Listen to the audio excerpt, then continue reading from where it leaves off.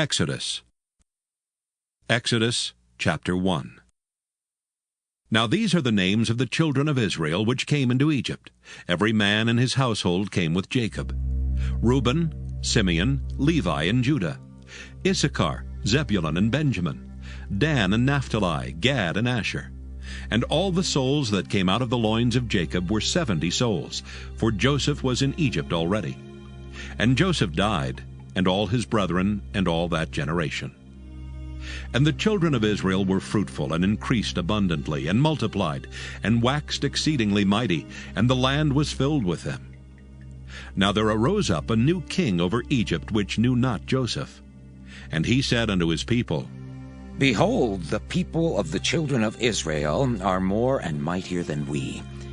Come on, let us deal wisely with them, lest they multiply, and it come to pass that when there falleth out any war, they join also unto our enemies, and fight against us, and so get them up out of the land. Therefore they did set over them taskmasters to afflict them with their burdens, and they built for Pharaoh treasure cities, Pithom and Raamses. But the more they afflicted them, the more they multiplied and grew, and they were grieved because of the children of Israel. And the Egyptians made the children of Israel to serve with rigor. And they made their lives bitter with hard bondage, in mortar and in brick, and in all manner of service in the field. All their service wherein they made them serve was with rigor. And the king of Egypt spake to the Hebrew midwives, of which the name of the one was Shiphrah, and the name of the other Puah. And he said, When ye do the office of a midwife to the Hebrew women, and see them upon the stools, if it be a son, then ye shall kill him. But if it be a daughter, then she shall live. But the midwives feared God, and did not as the king of Egypt commanded them, but saved the men children alive. And the king of Egypt called for the midwives, and said unto them, Why have ye done this thing, and have saved the men children alive? And the midwives said unto Pharaoh, Because the Hebrew women are not as the Egyptian women, for they are lively, and are delivered ere the midwives come in unto them. Therefore God dealt well with the midwives, and the people multiplied and waxed very mighty. And it came to pass, because the midwives feared God, that he made them houses. And Pharaoh charged all his people, saying, Every son that is born ye shall cast into the river, and every daughter ye shall save alive.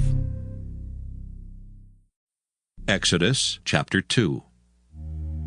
And there went a man of the house of Levi, and took to wife a daughter of Levi. And the woman conceived and bare a son, and when she saw him that he was a goodly child, she hid him 3 months.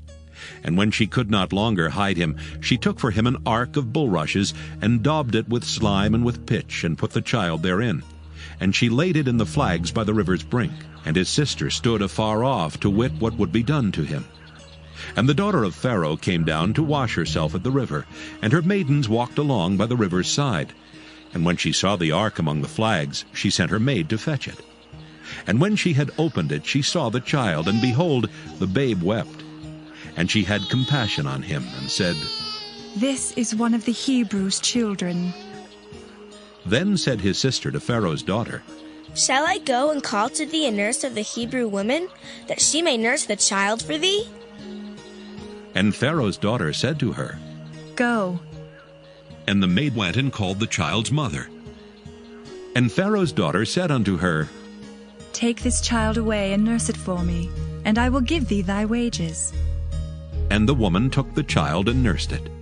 And the child grew, and she brought him unto Pharaoh's daughter, and he became her son. And she called his name Moses. And she said, Because I drew him out of the water. And it came to pass in those days when Moses was grown, that he went out unto his brethren, and looked on their burdens.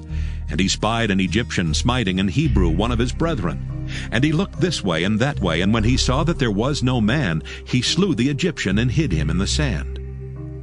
And when he went out the second day, behold, 2 men of the Hebrews strove together. And he said to him that did the wrong, Wherefore smitest thou thy fellow? And he said, Who made thee a prince and a judge over us? Intendest thou to kill me, as thou killedst the Egyptian? And Moses feared, and said, Surely this thing is known.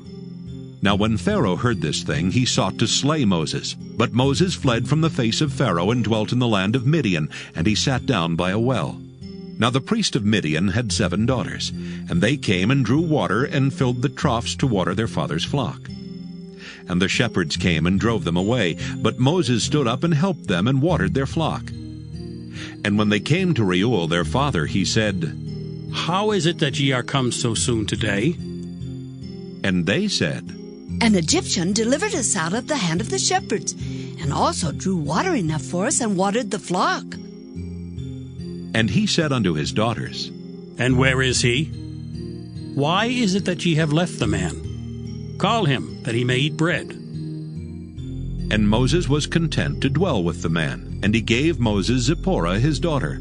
And she bare him a son, and he called his name Gershom. For he said, I have been a stranger in a strange land. And it came to pass in process of time that the king of Egypt died. And the children of Israel sighed by reason of the bondage, and they cried, and their cry came up unto God by reason of the bondage. And God heard their groaning, and God remembered his covenant with Abraham, with Isaac, and with Jacob. And God looked upon the children of Israel, and God had respect unto them. Exodus chapter 3. Now Moses kept the flock of Jethro his father-in-law, the priest of Midian, and he led the flock to the backside of the desert, and came to the mountain of God, even to Horeb. And the angel of the Lord appeared unto him in a flame of fire out of the midst of a bush. And he looked, and behold, the bush burned with fire, and the bush was not consumed. And Moses said, I will now turn aside and see this great sight, why the bush is not burnt. And when the Lord saw that he turned aside to see, God called unto him out of the midst of the bush, and said, Moses, Moses. And he said, Here am I. And he said, Draw not nigh hither. Put off thy shoes from off thy feet, for the place whereon thou standest is holy ground. Moreover he said, I am the God of thy father, the God of Abraham, the God of Isaac, and the God of Jacob. And Moses hid his face, for he was afraid to look upon God. And the Lord said, I have surely seen the affliction of my people which are in Egypt, and have heard their cry by reason of their taskmasters, for I know their sorrows.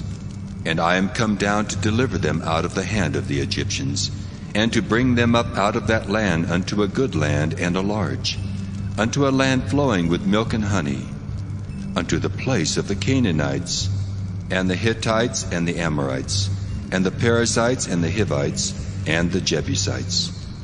Now therefore, behold, the cry of the children of Israel is come unto me, and I have also seen the oppression wherewith the Egyptians oppress them. Come now therefore, and I will send thee unto Pharaoh, that thou mayest bring forth my people, the children of Israel, out of Egypt. And Moses said unto God, Who am I, that I should go unto Pharaoh, and that I should bring forth the children of Israel out of Egypt? And he said, Certainly I will be with thee, and this shall be a token unto thee that I have sent thee. When thou hast brought forth the people out of Egypt, ye shall serve God upon this mountain. And Moses said unto God, Behold, when I come unto the children of Israel, and shall say unto them, The God of your fathers hath sent me unto you, and they shall say to me, What is his name? What shall I say unto them? And God said unto Moses, I am that I am. And he said, Thus shalt thou say unto the children of Israel, I am hath sent me unto you. And God said moreover unto Moses, Thus shalt thou say unto the children of Israel, The Lord God of your fathers, the God of Abraham, the God of Isaac, and the God of Jacob hath sent me unto you. This is my name forever, and this is my memorial unto all generations. Go and gather the elders of Israel together, and say unto them, The Lord God of your fathers, the God of Abraham, of Isaac, and of Jacob, appeared unto me, saying, I have surely visited you, and seen that which is done to you in Egypt, And I have said, I will bring you up out of the affliction of Egypt unto the land of the Canaanites, and the Hittites, and the Amorites, and the Perizzites, and the Hivites, and the Jebusites, unto a land flowing with milk and honey. And they shall hearken to thy voice, and thou shalt come, thou and the elders of Israel, unto the king of Egypt. And ye shall say unto him, The Lord God of the Hebrews hath met with us. And now let us go, we beseech thee, 3 days' journey into the wilderness, that we may sacrifice to the Lord our God. And I am sure that the king of Egypt will not let you go, no, not by a mighty hand. And I will stretch out my hand and smite Egypt with all my wonders, which I will do in the midst thereof, and after that he will let you go. And I will give this people favor in the sight of the Egyptians. And it shall come to pass that when ye go, ye shall not go empty. But every woman shall borrow of her neighbor, and of her that sojourneth in her house, jewels of silver, and jewels of gold, and raiment. And ye shall put them upon your sons and upon your daughters, and ye shall spoil the Egyptians. Exodus chapter 4. And Moses answered and said, But behold, they will not believe me, nor hearken unto my voice, for they will say, The Lord hath not appeared unto thee. And the Lord said unto him, What is that in thine hand? And he said, A rod.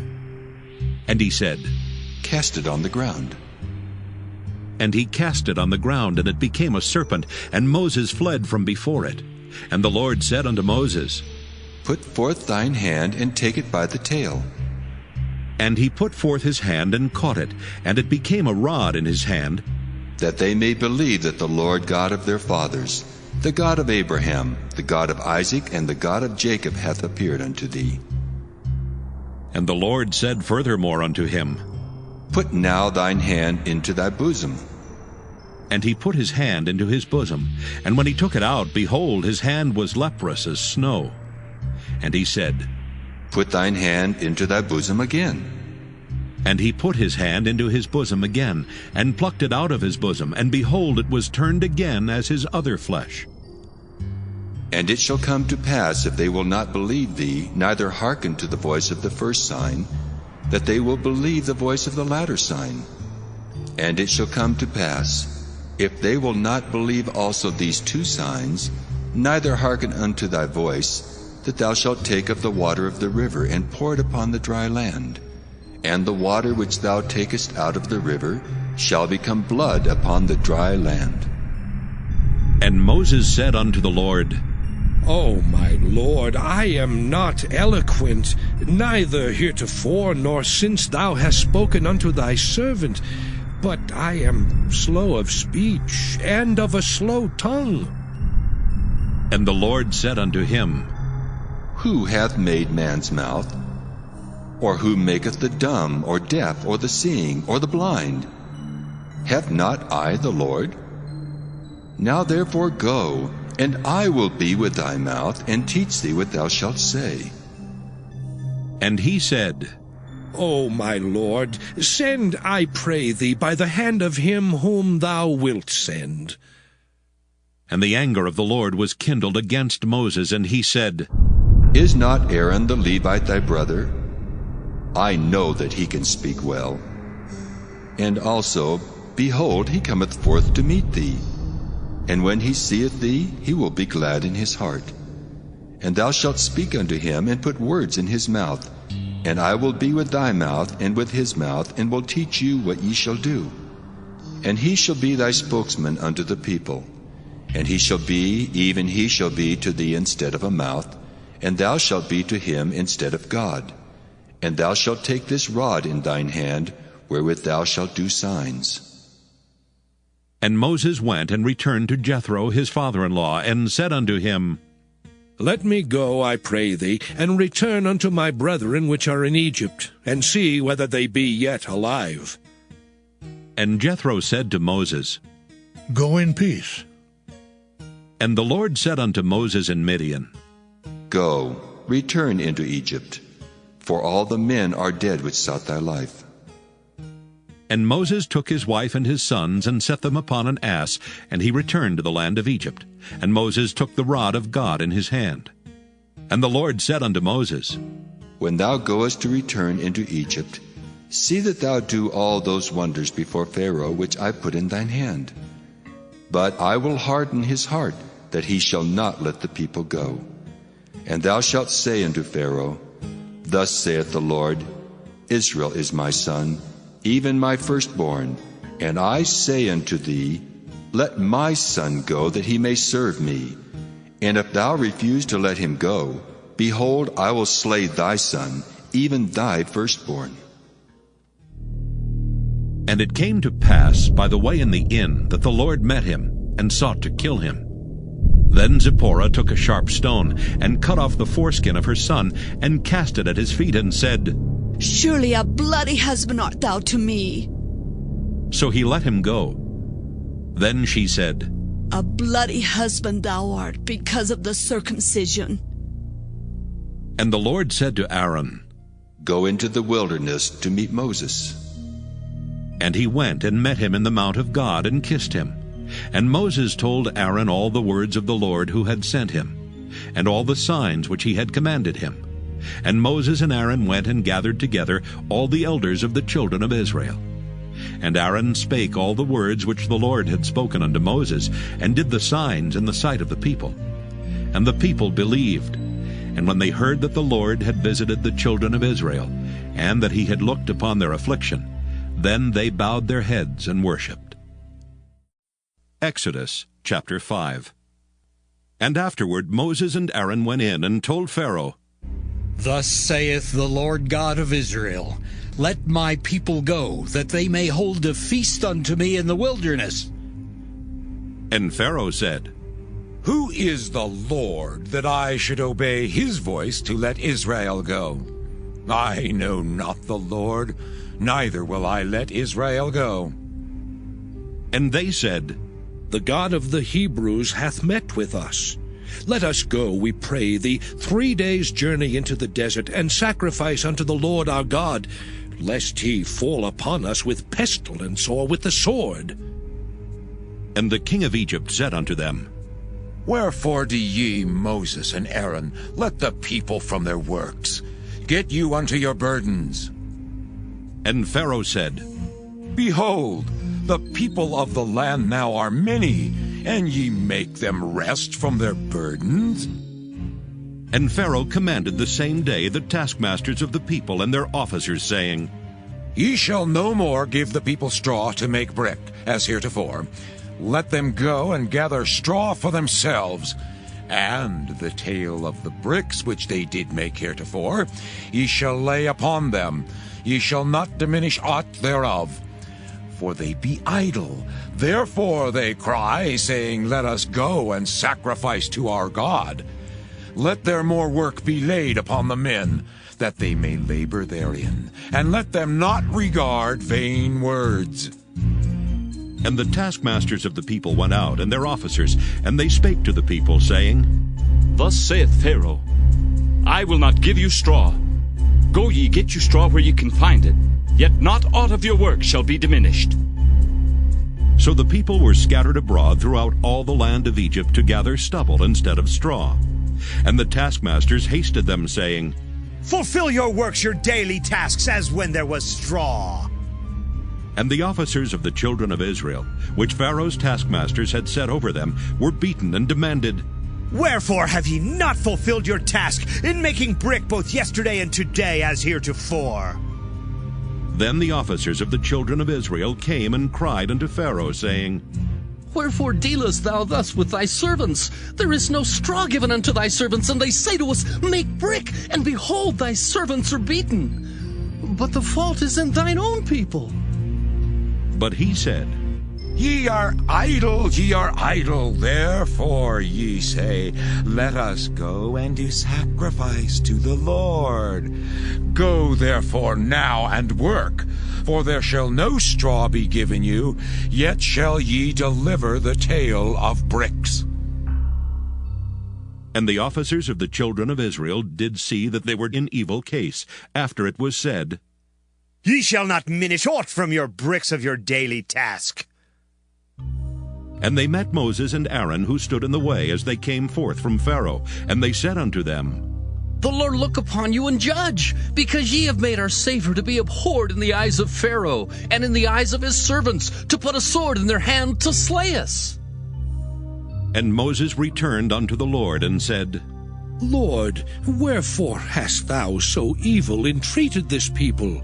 Why is it that thou hast sent me? For since I came to Pharaoh to speak in thy name, he hath done evil to this people. Neither hast thou delivered thy people at all. Exodus chapter 6.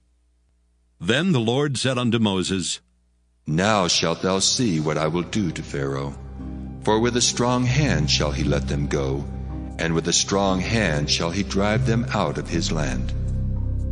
And God spake unto Moses, and said unto him, I am the Lord, and I appeared unto Abraham, unto Isaac, and unto Jacob by the name of God Almighty. But by my name Jehovah was I not known to them. And I have also established my covenant with them, to give them the land of Canaan, the land of their pilgrimage wherein they were strangers. And I have also heard the groaning of the children of Israel, whom the Egyptians keep in bondage, and I have remembered my covenant. Wherefore say unto the children of Israel, I am the Lord, and I will bring you out from under the burdens of the Egyptians, and I will rid you out of their bondage, and I will redeem you with a stretched out arm and with great judgments. And I will take you to me for a people, and I will be to you a God. And ye shall know that I am the Lord your God, which bringeth you out from under the burdens of the Egyptians. And I will bring you in unto the land, concerning the which I did swear to give it to Abraham, to Isaac, and to Jacob. And I will give it you for an heritage. I am the Lord. And Moses spake so unto the children of Israel. But they hearkened not unto Moses for anguish of spirit and for cruel bondage. And the Lord spake unto Moses, saying, Go in, speak unto Pharaoh king of Egypt, that he let the children of Israel go out of his land. And Moses spake before the Lord, saying, Behold, the children of Israel have not hearkened unto me. How then shall Pharaoh hear me, who am of uncircumcised lips? And the Lord spake unto Moses and unto Aaron, and gave them a charge unto the children of Israel, and unto Pharaoh king of Egypt, to bring the children of Israel out of the land of Egypt. These be the heads of their fathers' houses. The sons of Reuben, the firstborn of Israel, Hanok and Palu, Hezron and Carmi. These be the families of Reuben. And the sons of Simeon, Jemuel and Jamin, and Ohad and Jachin, and Zohar and Shaul, the son of a Canaanitish woman. These are the families of Simeon. And these are the names of the sons of Levi according to their generations, Gershon and Kohath and Merari. And the years of the life of Levi were 137 years. The sons of Gershon, Libni and Shimei according to their families. And the sons of Kohath, Amram and Izhar and Hebron and Uzziel. And the years of the life of Kohath were 133 years. And the sons of Merari, Mahali and Mushi. These are the families of Levi according to their generations. And Amram took him Jochebed, his father's sister, to wife, and she bare him Aaron and Moses. And the years of the life of Amram were 137 years. And the sons of Izhar, Korah and Nepheg and Zichri. And the sons of Uzziel, Mishael and Elzaphan and Zithri. And Aaron took him Elisheba, daughter of Aminadab, sister of Naashon, to wife, and she bare him Nadab and Abihu, Eleazar and Ithamar. And the sons of Korah, Asher and Elkanah, and Abisaph. These are the families of the Korhites. And Eleazar, Aaron's son, took him one of the daughters of Putiel to wife, and she bare him Phinehas.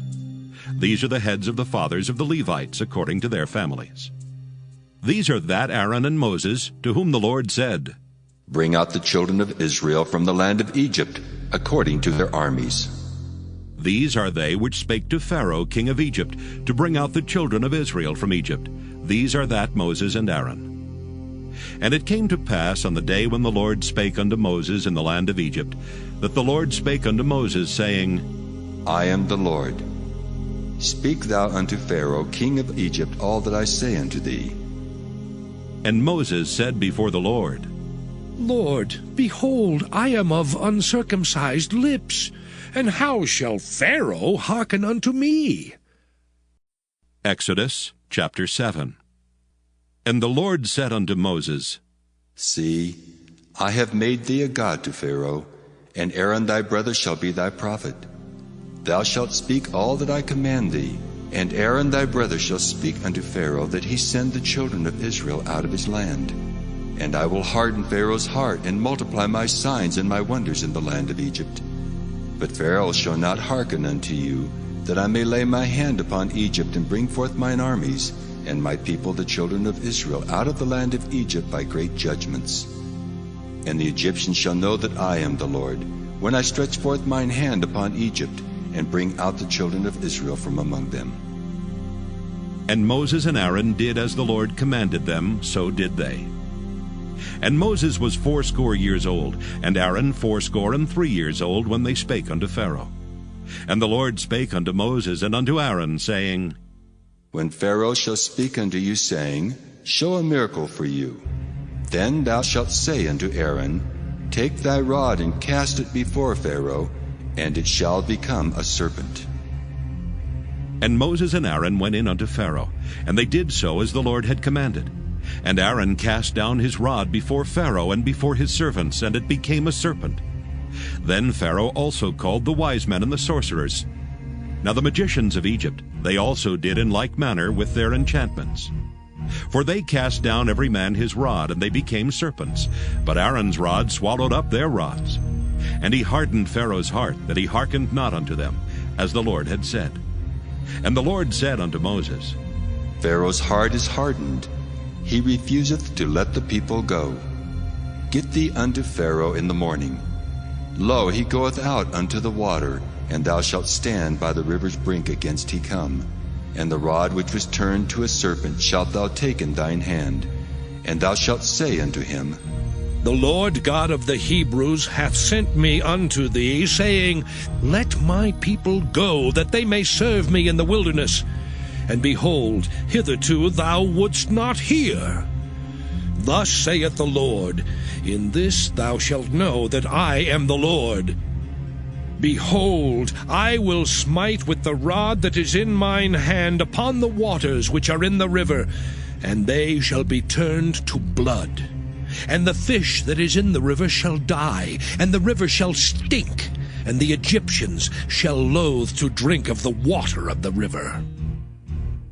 And the Lord spake unto Moses, Say unto Aaron, Take thy rod, and stretch out thine hand upon the waters of Egypt, upon their streams, upon their rivers, and upon their ponds, and upon all their pools of water, that they may become blood, and that there may be blood throughout all the land of Egypt, both in vessels of wood and in vessels of stone. And Moses and Aaron did so as the Lord commanded. And he lifted up the rod, and smote the waters that were in the river, in the sight of Pharaoh, and in the sight of his servants. And all the waters that were in the river were turned to blood. And the fish that was in the river died, and the river stank, and the Egyptians could not drink of the water of the river. And there was blood throughout all the land of Egypt. And the magicians of Egypt did so with their enchantments, and Pharaoh's heart was hardened, neither did he hearken unto them, as the Lord had said. And Pharaoh turned and went into his house, neither did he set his heart to this also. And all the Egyptians digged round about the river for water to drink, for they could not drink of the water of the river. And 7 days were fulfilled after that the Lord had smitten the river. Exodus chapter 8. And the Lord spake unto Moses, Go unto Pharaoh, and say unto him, Thus saith the Lord, Let my people go, that they may serve me. And if thou refuse to let them go, behold, I will smite all thy borders with frogs. And the river shall bring forth frogs abundantly, which shall go up and come into thine house, and into thy bedchamber, and upon thy bed. and into the house of thy servants, and upon thy people, and into thine ovens, and into thy kneading troughs. And the frogs shall come up both on thee, and upon thy people, and upon all thy servants. And the Lord spake unto Moses, Say unto Aaron, Stretch forth thine hand with thy rod over the streams, over the rivers and over the ponds, and cause frogs to come up upon the land of Egypt. And Aaron stretched out his hand over the waters of Egypt, and the frogs came up and covered the land of Egypt.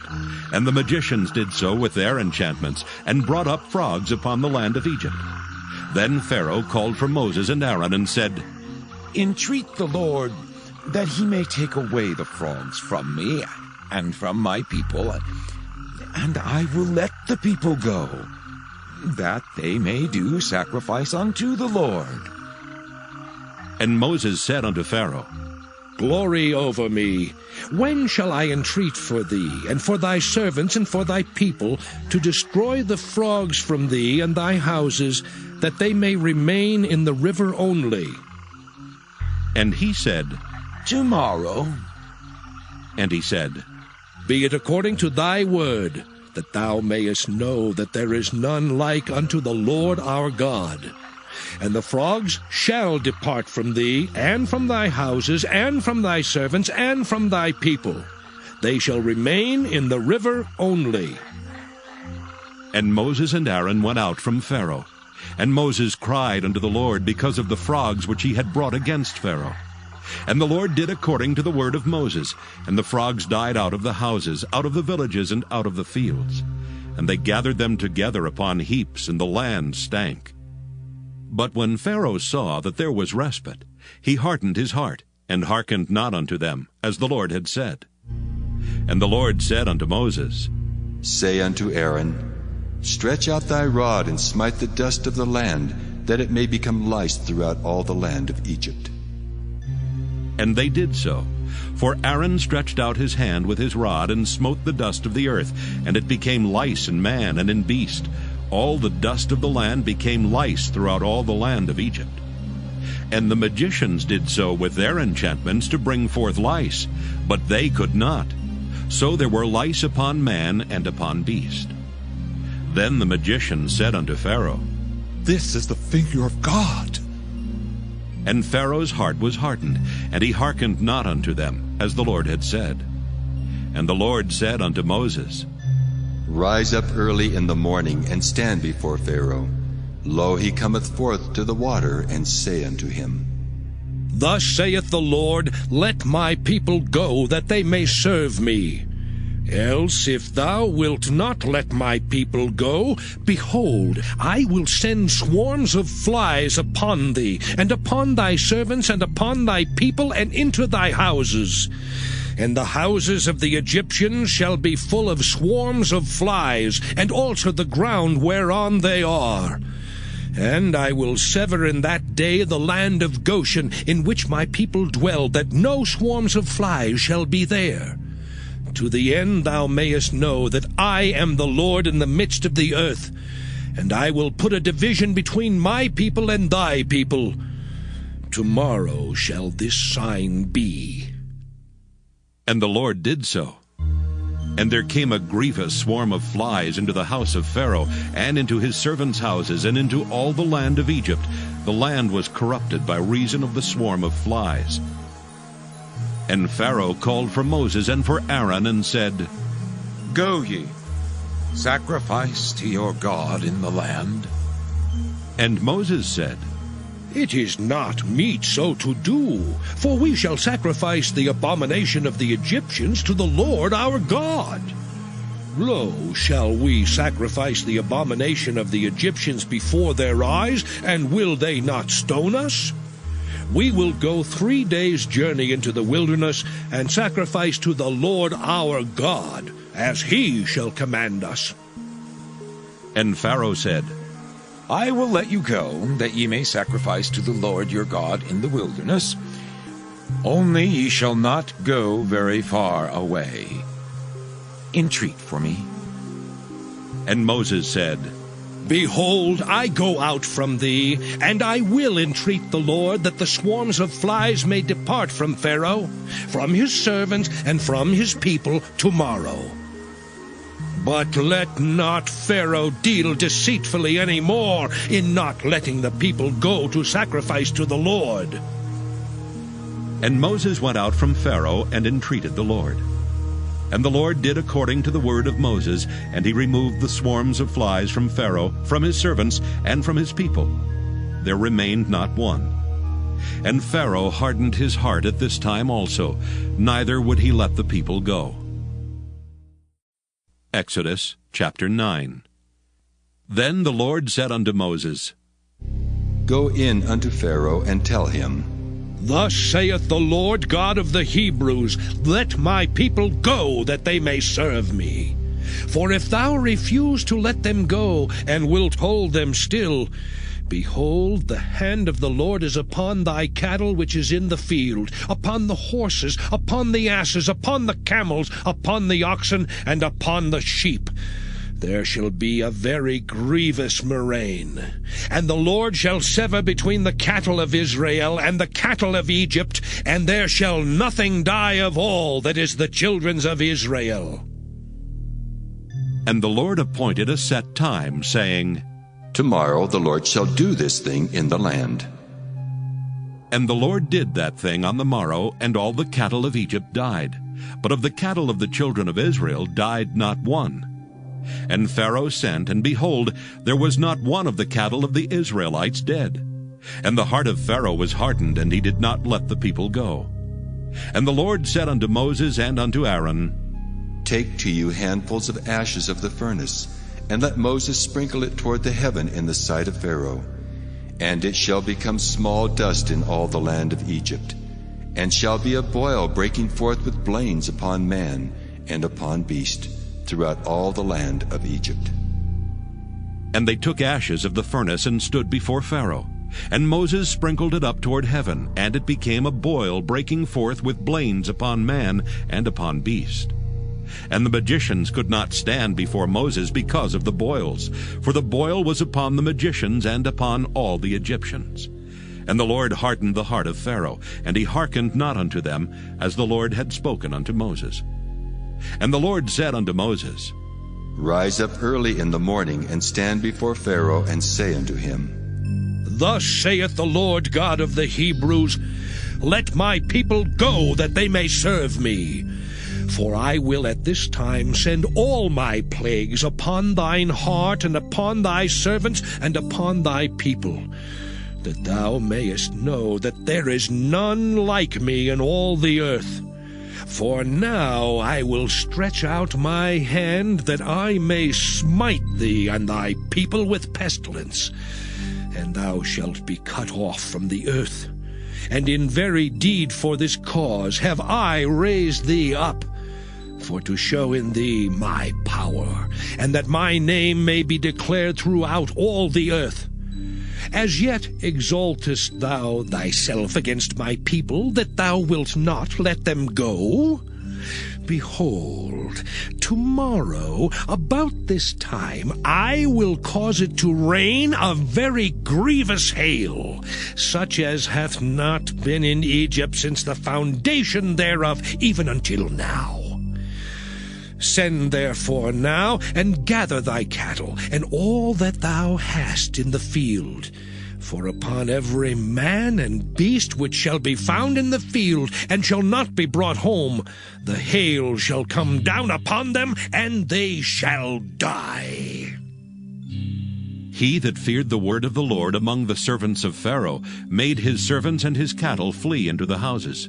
And he that regarded not the word of the Lord left his servants and his cattle in the field. And the Lord said unto Moses, Stretch forth thine hand toward heaven, that there may be hail in all the land of Egypt, upon man and upon beast, and upon every herb of the field throughout the land of Egypt. And Moses stretched forth his rod toward heaven, and the Lord sent thunder and hail, and the fire ran along upon the ground. And the Lord rained hail upon the land of Egypt. So there was hail and fire mingled with the hail, very grievous, such as there was none like it in all the land of Egypt, since it became a nation. And the hail smote throughout all the land of Egypt all that was in the field, both man and beast. And the hail smote every herb of the field, and brake every tree of the field. Only in the land of Goshen, where the children of Israel were, was there no hail. And Pharaoh sent and called for Moses and Aaron, and said unto them, I have sinned this time. The Lord is righteous, and I and my people are wicked. Entreat the Lord, for it is enough that there be no more mighty thunderings and hail, and I will let you go, and ye shall stay no longer. And Moses said unto him, As soon as I am gone out of the city, I will spread abroad my hands unto the Lord. And the thunder shall cease, neither shall there be any more hail, that thou mayest know how that the earth is the Lord's.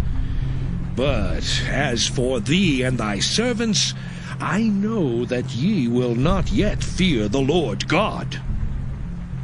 And the flax and the barley was smitten, for the barley was in the ear, and the flax was bold. But the wheat and the rye were not smitten, for they were not grown up. And Moses went out of the city from Pharaoh, and spread abroad his hands unto the Lord. And the thunders and hail ceased, and the rain was not poured upon the earth. And when Pharaoh saw that the rain and the hail and the thunders were ceased, he sinned yet more, and hardened his heart, he and his servants. And the heart of Pharaoh was hardened, neither would he let the children of Israel go, as the Lord had spoken by Moses. Exodus chapter 10. And the Lord said unto Moses, Go in unto Pharaoh, for I have hardened his heart and the heart of his servants, that I might show these my signs before him, and that thou mayest tell in the ears of thy son, and of thy son's son, what things I have wrought in Egypt, and my signs which I have done among them, that ye may know how that I am the Lord. And Moses and Aaron came in unto Pharaoh, and said unto him, Thus saith the Lord God of the Hebrews, How long wilt thou refuse to humble thyself before me? Let my people go, that they may serve me. Else, if thou refuse to let my people go, behold, tomorrow will I bring the locusts into thy coast, and they shall cover the face of the earth, that one cannot be able to see the earth. And they shall eat the residue of that which is escaped, which remaineth unto you from the hail, and shall eat every tree which groweth for you out of the field. And they shall fill thy houses, and the houses of all thy servants, and the houses of all the Egyptians, which neither thy fathers nor thy fathers' fathers have seen, since the day that they were upon the earth unto this day. And he turned himself and went out from Pharaoh. And Pharaoh's servants said unto him, How long shall this man be a snare to us? Let the men go, that they may serve the Lord their God. Knowest thou not yet that Egypt is destroyed? And Moses and Aaron were brought again unto Pharaoh, and he said unto them, Go, serve the Lord your God. But who are they that shall go? And Moses said, We will go with our young and with our old, with our sons and with our daughters, with our flocks and with our herds will we go, for we must hold a feast unto the Lord.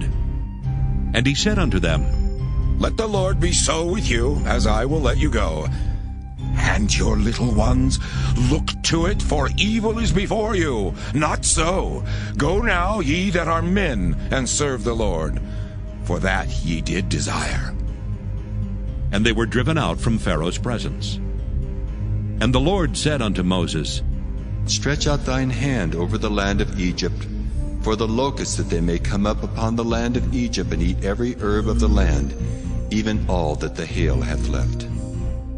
And Moses stretched forth his rod over the land of Egypt, and the Lord brought an east wind upon the land all that day and all that night. And when it was morning, the east wind brought the locusts. And the locusts went up over all the land of Egypt, and rested in all the coasts of Egypt. Very grievous were they. Before them there were no such locusts as they, neither after them shall be such. For they covered the face of the whole earth, so that the land was darkened.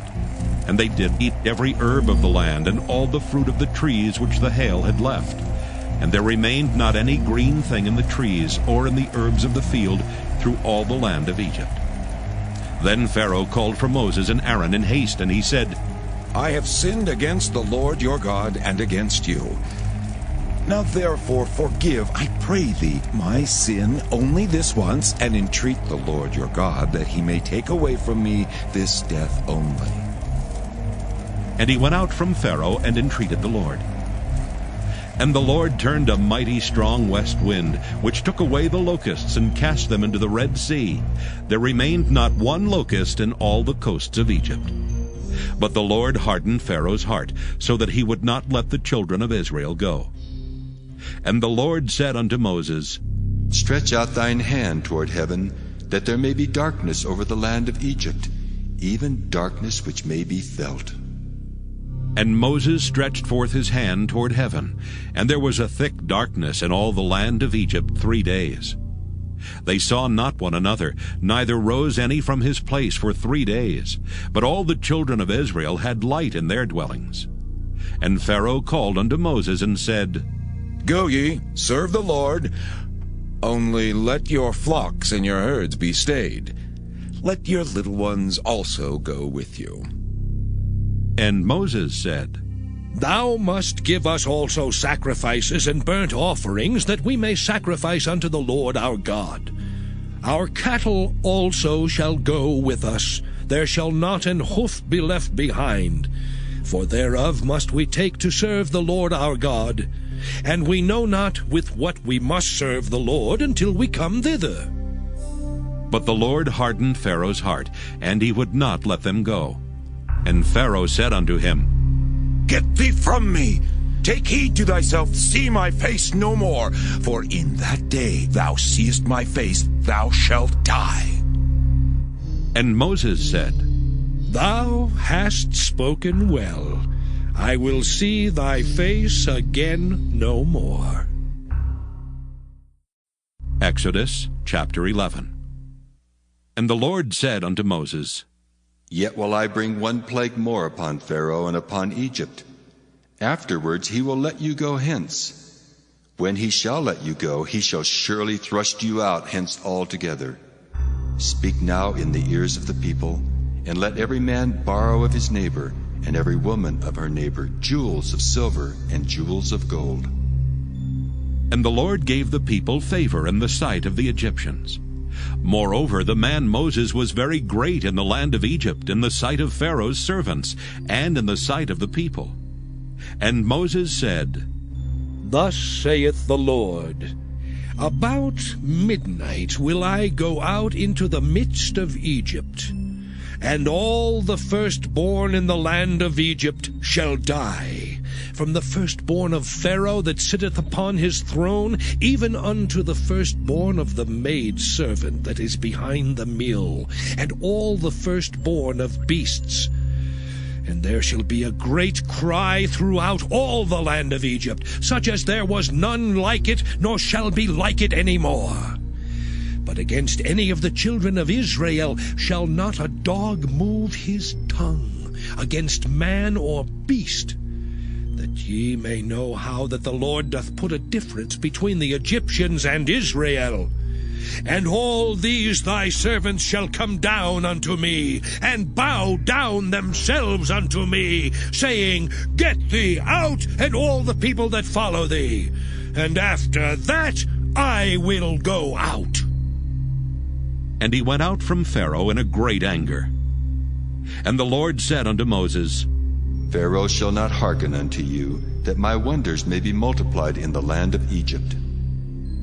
And Moses and Aaron did all these wonders before Pharaoh.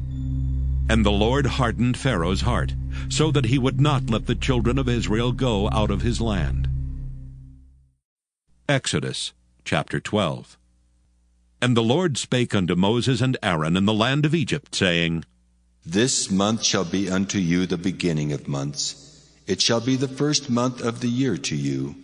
Speak ye unto all the congregation of Israel, saying, In the 10th day of this month they shall take to them every man a lamb, according to the house of their fathers, a lamb for an house. And if the household be too little for the lamb, let him and his neighbor next unto his house take it according to the number of the souls. Every man according to his eating shall make your count for the lamb.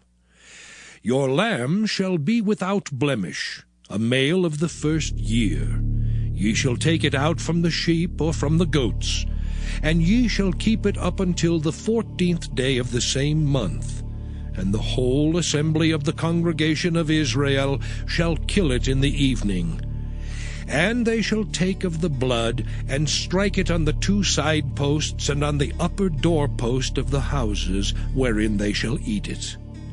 And they shall eat the flesh in that night, roast with fire, and unleavened bread, and with bitter herbs they shall eat it. Eat not of it raw, nor sodden at all with water, but roast with fire, his head with his legs, and with the purtenance thereof. And ye shall let nothing of it remain until the morning, and that which remaineth of it until the morning ye shall burn with fire. And thus shall ye eat it, with your loins girded, your shoes on your feet, and your staff in your hand. And ye shall eat it in haste. It is the Lord's Passover. For I will pass through the land of Egypt this night, and will smite all the firstborn in the land of Egypt, both man and beast. And against all the gods of Egypt I will execute judgment. I am the Lord. And the blood shall be to you for a token upon the houses where ye are. And when I see the blood, I will pass over you, and the plague shall not be upon you to destroy you when I smite the land of Egypt. And this day shall be unto you for a memorial, and ye shall keep it a feast to the Lord throughout your generations. Ye shall keep it a feast by an ordinance forever. 7 days shall ye eat unleavened bread. Even the first day ye shall put away leaven out of your houses. For whosoever eateth leavened bread from the first day until the 7th day, that soul shall be cut off from Israel. And in the first day there shall be an holy convocation, and in the 7th day there shall be an holy convocation to you. No manner of work shall be done in them, save that which every man must eat, that only may be done of you. And ye shall observe the feast of unleavened bread. For in this selfsame day have I brought your armies out of the land of Egypt. Therefore shall ye observe this day in your generations by an ordinance forever. In the 1st month, on the 14th day of the month at even, ye shall eat unleavened bread, until the 21st day of the month at even. 7 days shall there be no leaven found in your houses. For whosoever eateth that which is leavened, even that soul shall be cut off from the congregation of Israel, whether he be a stranger or born in the land. Ye shall eat nothing leavened. In all your habitations shall ye eat unleavened bread. Then Moses called for all the elders of Israel, and said unto them, Draw out and take you a lamb according to your families, and kill the Passover. And ye shall take a bunch of hyssop, and dip it in the blood that is in the basin, and strike the lintel and the 2 side posts with the blood that is in the basin. And none of you shall go out at the door of his house until the morning. For the Lord will pass through to smite the Egyptians, and when he seeth the blood upon the lintel and on the 2 side posts, the Lord will pass over the door, and will not suffer the destroyer to come in unto your houses to smite you. And ye shall observe this thing for an ordinance to thee and to thy sons forever. And it shall come to pass, when ye be come to the land which the Lord will give you, according as he hath promised, that ye shall keep this service. And it shall come to pass, when your children shall say unto you, What mean ye by this service? That ye shall say, It is the sacrifice of the Lord's Passover, who passed over the houses of the children of Israel in Egypt, when he smote the Egyptians and delivered our houses. And the people bowed the head and worshipped. And the children of Israel went away and did as the Lord had commanded Moses and Aaron, so did they. And it came to pass that at midnight the Lord smote all the firstborn in the land of Egypt, from the firstborn of Pharaoh that sat on his throne unto the firstborn of the captive that was in the dungeon, and all the firstborn of cattle. And Pharaoh rose up in the night, he and all his servants and all the Egyptians.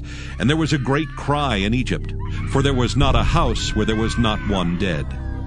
And he called for Moses and Aaron by night and said, Rise up, and get you forth from among my people, both ye and the children of Israel, and go, serve the Lord as ye have said. Also take your flocks and your herds as ye have said, and be gone. And bless me also.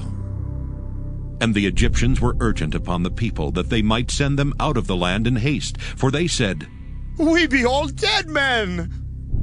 And the people took their dough before it was leavened, their kneading troughs being bound up in their clothes upon their shoulders. And the children of Israel did according to the word of Moses. And they borrowed of the Egyptians jewels of silver and jewels of gold and raiment.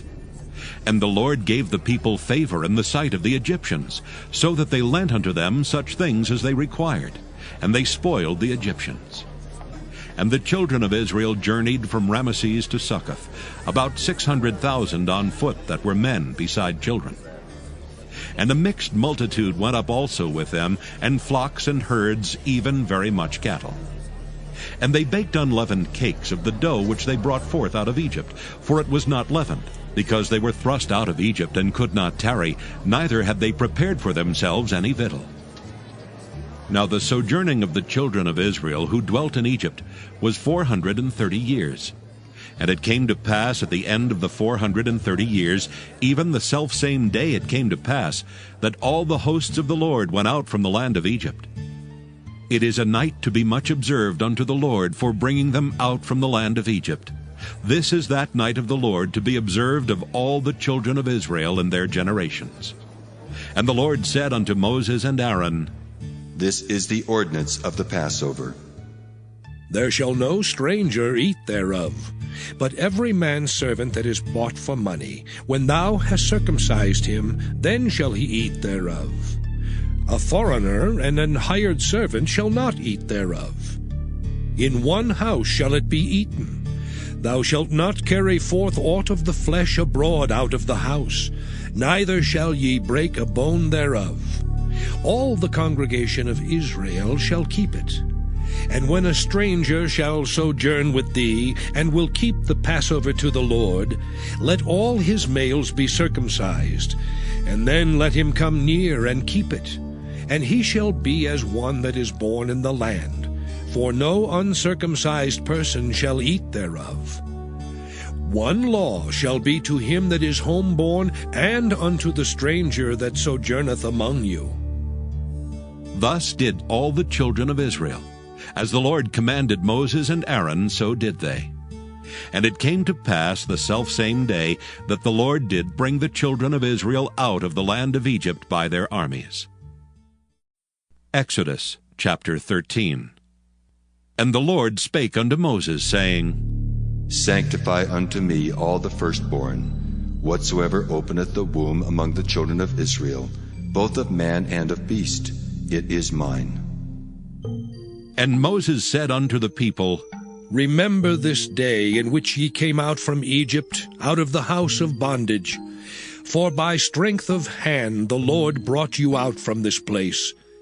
There shall no leavened bread be eaten. This day came ye out in the month Abib. And it shall be, when the Lord shall bring thee into the land of the Canaanites, and the Hittites, and the Amorites, and the Hivites, and the Jebusites, which he sware unto thy fathers to give thee, a land flowing with milk and honey, that thou shalt keep this service in this month. 7 days thou shalt eat unleavened bread, and in the 7th day shall be a feast to the Lord. Unleavened bread shall be eaten 7 days, and there shall no leavened bread be seen with thee, neither shall there be leaven seen with thee in all thy quarters. And thou shalt show thy son in that day, saying, This is done because of that which the Lord did unto me when I came forth out of Egypt. And it shall be for a sign unto thee upon thine hand, and for a memorial between thine eyes, that the Lord's law may be in thy mouth. For with a strong hand hath the Lord brought thee out of Egypt. Thou shalt therefore keep this ordinance in his season from year to year. And it shall be when the Lord shall bring thee into the land of the Canaanites, as he sware unto thee and to thy fathers, and shall give it thee, that thou shalt set apart unto the Lord all that openeth the matrix, and every firstling that cometh of a beast which thou hast. The males shall be the Lord's. And every firstling of an ass thou shalt redeem with a lamb. And if thou wilt not redeem it, then thou shalt break his neck. And all the firstborn of man among thy children shalt thou redeem. And it shall be when thy son asketh thee in time to come, saying, What is this? That thou shalt say unto him, By strength of hand the Lord brought us out from Egypt, from the house of bondage. And it came to pass, when Pharaoh would hardly let us go, that the Lord slew all the firstborn in the land of Egypt, both the firstborn of man and the firstborn of beast. Therefore I sacrificed to the Lord all that open the matrix, being males. But all the firstborn of my children I redeem. And it shall be for a token upon thine hand, and for frontlets between thine eyes. For by strength of hand the Lord brought us forth out of Egypt. And it came to pass, when Pharaoh had let the people go, that God led them not through the way of the land of the Philistines, although that was near. For God said, Lest peradventure the people repent when they see war, and they return to Egypt. But God led the people about through the way of the wilderness of the Red Sea, and the children of Israel went up harnessed out of the land of Egypt. And Moses took the bones of Joseph with him, for he had straitly sworn the children of Israel, saying, God will surely visit you, and ye shall carry up my bones away hence with you. And they took their journey from Succoth, and encamped in Etham in the edge of the wilderness. And the Lord went before them by day in a pillar of a cloud, to lead them the way, and by night in a pillar of fire, to give them light, to go by day and night. He took not away the pillar of the cloud by day, nor the pillar of fire by night from before the people. Exodus chapter 14. And the Lord spake unto Moses, saying, Speak unto the children of Israel, that they turn and encamp before Pi-hahiroth, between Migdol and the sea, over against Baal-zephon. Before it shall ye encamp by the sea. For Pharaoh will say of the children of Israel, They are entangled in the land, the wilderness hath shut them in. And I will harden Pharaoh's heart, that he shall follow after them. And I will be honored upon Pharaoh, and upon all his host, that the Egyptians may know that I am the Lord. And they did so. And it was told the king of Egypt that the people fled. And the heart of Pharaoh and of his servants was turned against the people, and they said, Why have we done this, that we have let Israel go from serving us? And he made ready his chariot, and took his people with him. And he took 600 chosen chariots, and all the chariots of Egypt, and captains over every one of them. And the Lord hardened the heart of Pharaoh king of Egypt, and he pursued after the children of Israel. And the children of Israel went out with an high hand. But the Egyptians pursued after them, all the horses and chariots of Pharaoh, and his horsemen and his army, and overtook them encamping by the sea, beside Pi-hahiroth, before Baal-zephon. And when Pharaoh drew nigh, the children of Israel lifted up their eyes, and behold, the Egyptians marched after them. And they were sore afraid. And the children of Israel cried out unto the Lord. And they said unto Moses, Because there were no graves in Egypt, hast thou taken us away to die in the wilderness? Wherefore hast thou dealt thus with us, to carry us forth out of Egypt? Is not this the word that we did tell thee in Egypt, saying, Let us alone, that we may serve the Egyptians? For it had been better for us to serve the Egyptians, than that we should die in the wilderness. And Moses said unto the people, Fear ye not. Stand still and see the salvation of the Lord, which he will show to you today. For the Egyptians whom ye have seen today, ye shall see them again no more forever. The Lord shall fight for you, and ye shall hold your peace. And the Lord said unto Moses, Wherefore criest thou unto me? Speak unto the children of Israel that they go forward. But lift thou up thy rod, and stretch out thine hand over the sea, and divide it. And the children of Israel shall go on dry ground through the midst of the sea. And I, behold, I will harden the hearts of the Egyptians, and they shall follow them. And I will get me honor upon Pharaoh, and upon all his host, upon his chariots, and upon his horsemen. And the Egyptians shall know that I am the Lord, when I have gotten me honor upon Pharaoh, upon his chariots, and upon his horsemen. And the angel of God, which went before the camp of Israel, removed and went behind them. And the pillar of the cloud went from before their face, and stood behind them. And it came between the camp of the Egyptians and the camp of Israel, and it was a cloud and darkness to them. But it gave light by night to these, so that the one came not near the other all the night. And Moses stretched out his hand over the sea, and the Lord caused the sea to go back by a strong east wind all that night, and made the sea dry land, and the waters were divided. And the children of Israel went into the midst of the sea upon the dry ground, and the waters were a wall unto them on their right hand and on their left. And the Egyptians pursued, and went in after them to the midst of the sea, even all Pharaoh's horses, his chariots, and his horsemen. And it came to pass that in the morning watch the Lord looked unto the host of the Egyptians through the pillar of fire and of the cloud, and troubled the host of the Egyptians, and took off their chariot wheels, that they drave them heavily. So that the Egyptians said, Let us flee from the face of Israel. For the Lord fighteth for them against the Egyptians. And the Lord said unto Moses, Stretch out thine hand over the sea, that the waters may come again upon the Egyptians, upon their chariots, and upon their horsemen. And Moses stretched forth his hand over the sea, and the sea returned to his strength when the morning appeared. And the Egyptians fled against it, and the Lord overthrew the Egyptians in the midst of the sea. And the waters returned and covered the chariots and the horsemen, and all the host of Pharaoh that came into the sea after them. There remained not so much as one of them. But the children of Israel walked upon dry land in the midst of the sea, and the waters were a wall unto them on their right hand and on their left. Thus the Lord saved Israel that day out of the hand of the Egyptians. And Israel saw the Egyptians dead upon the seashore.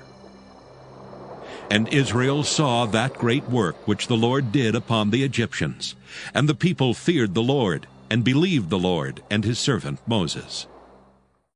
Exodus chapter 15.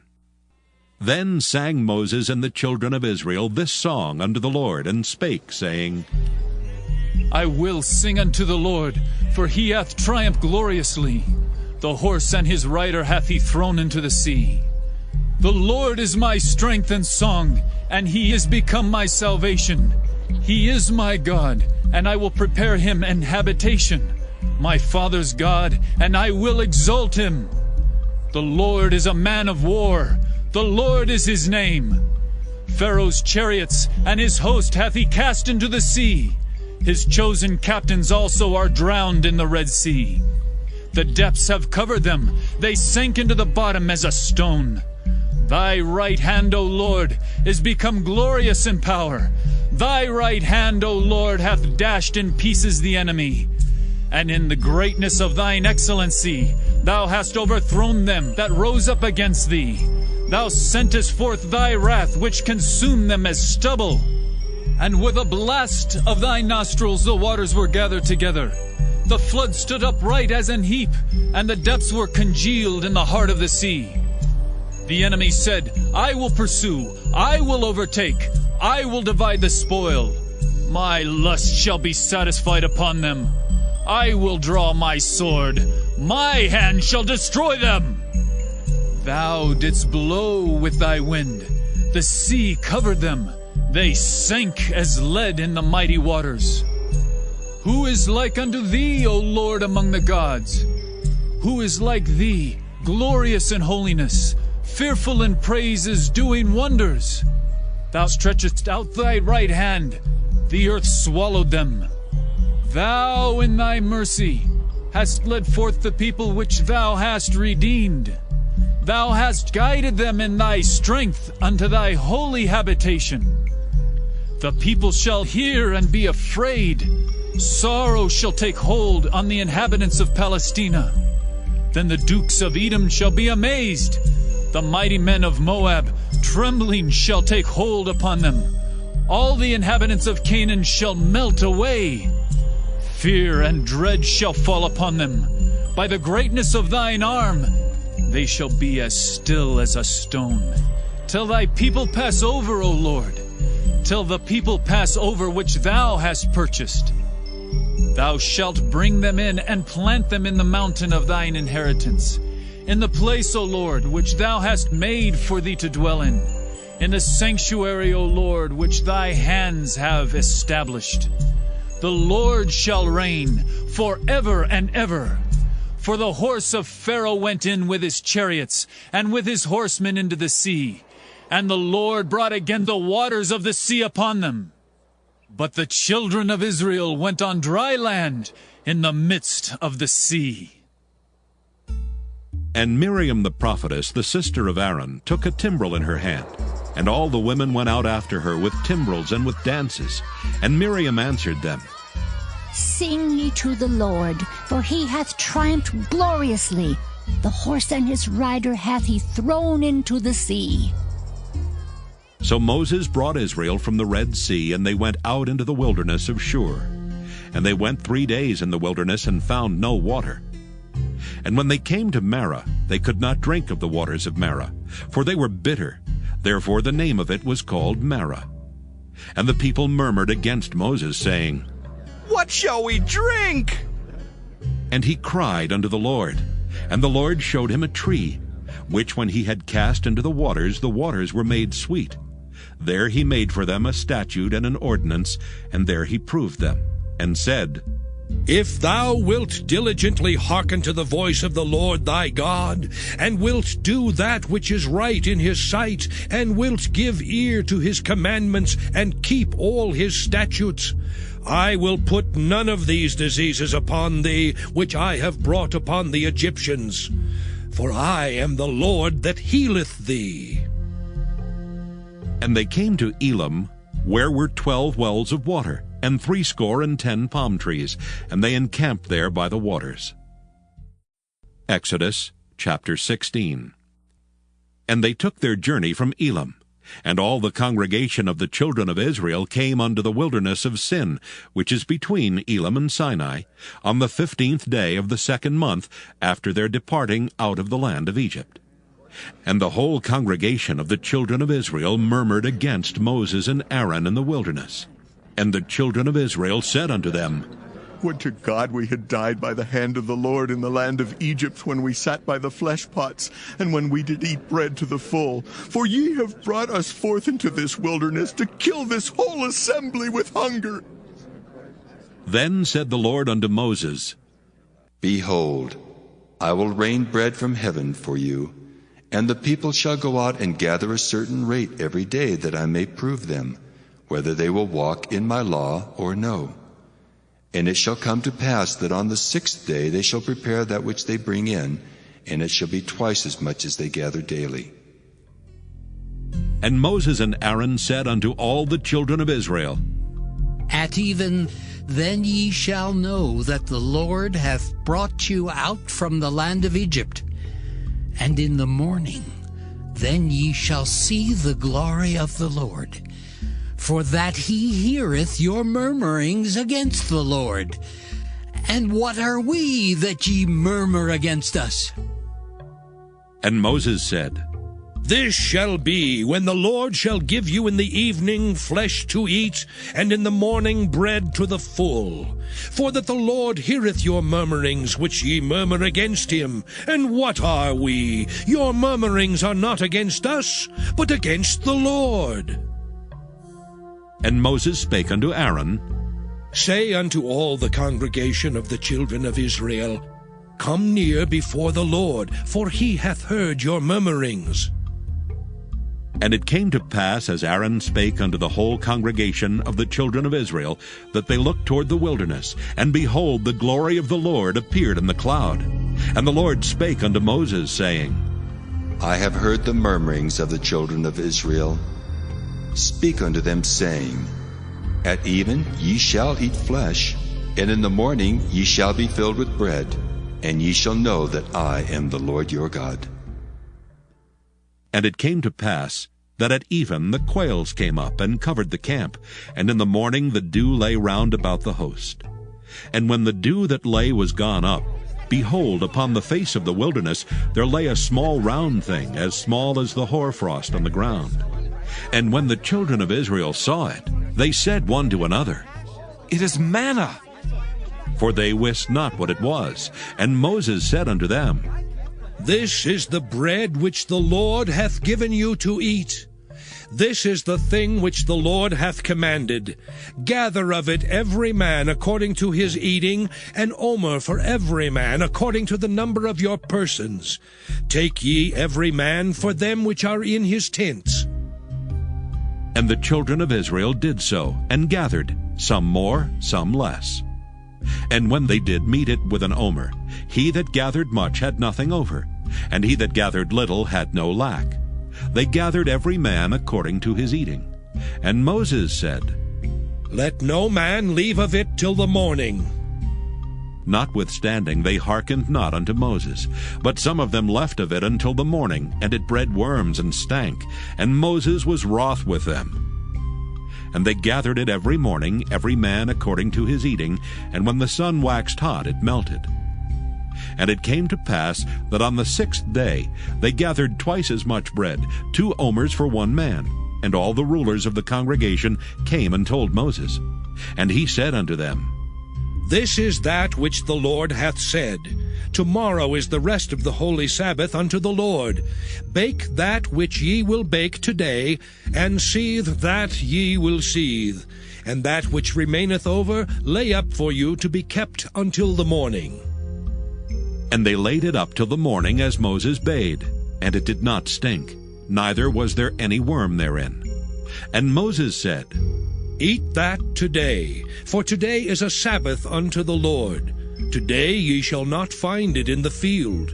6 days ye shall gather it, but on the 7th day, which is the Sabbath, in it there shall be none. And it came to pass that there went out some of the people on the 7th day for to gather, and they found none. And the Lord said unto Moses, How long refuse ye to keep my commandments and my laws? See, for that the Lord hath given you the Sabbath. Therefore he giveth you on the 6th day the bread of 2 days. Abide ye every man in his place. Let no man go out of his place on the 7th day. So the people rested on the 7th day. And the house of Israel called the name thereof Manna. And it was like coriander seed white, and the taste of it was like wafers made with honey. And Moses said, This is the thing which the Lord commandeth. Fill an omer of it to be kept for your generations, that they may see the bread wherewith I have fed you in the wilderness, when I brought you forth from the land of Egypt. And Moses said unto Aaron, Take a pot, and put an omer full of manna therein, and lay it up before the Lord, to be kept for your generations. As the Lord commanded Moses, so Aaron laid it up before the testimony to be kept. And the children of Israel did eat manna 40 years, until they came to a land inhabited. They did eat manna until they came unto the borders of the land of Canaan. Now an omer is the 10th part of an ephah. Exodus chapter 17. And all the congregation of the children of Israel journeyed from the wilderness of Sin after their journeys according to the commandment of the Lord, and pitched in Rephidim, and there was no water for the people to drink. Wherefore the people did chide with Moses, and said, Give us water that we may drink. And Moses said unto them, Why chide ye with me? Wherefore do ye tempt the Lord? And the people thirsted there for water, and the people murmured against Moses, and said, Wherefore is this that thou hast brought us up out of Egypt, to kill us and our children and our cattle with thirst? And Moses cried unto the Lord, saying, What shall I do unto this people? They be almost ready to stone me. And the Lord said unto Moses, Go on before the people, and take with thee of the elders of Israel, and thy rod wherewith thou smotest the river, take in thine hand, and go. Behold, I will stand before thee there upon the rock in Horeb, and thou shalt smite the rock, and there shall come water out of it, that the people may drink. And Moses did so in the sight of the elders of Israel. And he called the name of the place Massah and Meribah, because of the chiding of the children of Israel, and because they tempted the Lord, saying, Is the Lord among us or not? Then came Amalek and fought with Israel in Rephidim. And Moses said unto Joshua, Choose us out men, and go out, fight with Amalek. Tomorrow I will stand on the top of the hill with the rod of God in mine hand. So Joshua did as Moses had said to him, and fought with Amalek. And Moses, Aaron, and Hur went up to the top of the hill. And it came to pass, when Moses held up his hand, that Israel prevailed, and when he let down his hand, Amalek prevailed. But Moses' hands were heavy, and they took a stone and put it under him, and he sat thereon. And Aaron and Hur stayed up his hands, the one on the one side and the other on the other side, and his hands were steady until the going down of the sun. And Joshua discomfited Amalek and his people with the edge of the sword. And the Lord said unto Moses, Write this for a memorial in a book, and rehearse it in the ears of Joshua. For I will utterly put out the remembrance of Amalek from under heaven. And Moses built an altar, and called the name of it Jehovah Nissi. For he said, Because the Lord hath sworn that the Lord will have war with Amalek from generation to generation. Exodus chapter 18. When Jethro, the priest of Midian, Moses' father-in-law, heard of all that God had done for Moses and for Israel his people, and that the Lord had brought Israel out of Egypt, then Jethro, Moses' father-in-law, took Zipporah, Moses' wife, after he had sent her back, and her 2 sons, of which the name of the one was Gershom. For he said, I have been an alien in a strange land. And the name of the other was Eleazar. For the God of my father, said he, was mine help, and delivered me from the sword of Pharaoh. And Jethro, Moses' father-in-law, came with his sons and his wife unto Moses into the wilderness, where he encamped at the mount of God. And he said unto Moses, I, thy father-in-law Jethro, am come unto thee, and thy wife and her 2 sons with her. And Moses went out to meet his father-in-law, and did obeisance, and kissed him. And they asked each other of their welfare, and they came into the tent. And Moses told his father-in-law all that the Lord had done unto Pharaoh, and to the Egyptians for Israel's sake, and all the travail that had come upon them by the way, and how the Lord delivered them. And Jethro rejoiced for all the goodness which the Lord had done to Israel, whom he had delivered out of the hand of the Egyptians. And Jethro said, Blessed be the Lord, who hath delivered you out of the hand of the Egyptians, and out of the hand of Pharaoh, who hath delivered the people from under the hand of the Egyptians. Now I know that the Lord is greater than all gods, for in the thing wherein they dealt proudly he was above them. And Jethro, Moses' father-in-law, took a burnt offering and sacrifices for God. And Aaron came, and all the elders of Israel, to eat bread with Moses' father-in-law before God. And it came to pass on the morrow that Moses sat to judge the people, and the people stood by Moses from the morning unto the evening. And when Moses' father-in-law saw all that he did to the people, he said, What is this thing that thou doest to the people? Why sittest thou thyself alone, and all the people stand by thee from morning until even? And Moses said unto his father-in-law, Because the people come unto me to inquire of God. When they have a matter, they come unto me, and I judge between one and another, and I do make them know the statutes of God and his laws. And Moses' father-in-law said unto him, The thing that thou doest is not good. Thou wilt surely wear away both thou and this people that is with thee. For this thing is too heavy for thee. Thou art not able to perform it thyself alone. Hearken now unto my voice. I will give thee counsel, and God shall be with thee. Be thou for the people to Godward, that thou mayest bring the causes unto God. And thou shalt teach them ordinances and laws, and shalt show them the way wherein they must walk, and the work that they must do. Moreover, thou shalt provide out of all the people able men such as fear God, men of truth, hating covetousness, and place such over them to be rulers of thousands, and rulers of hundreds, rulers of 50s, and rulers of 10s. And let them judge the people at all seasons. And it shall be that every great matter they shall bring unto thee, but every small matter they shall judge. So shall it be easier for thyself, and they shall bear the burden with thee.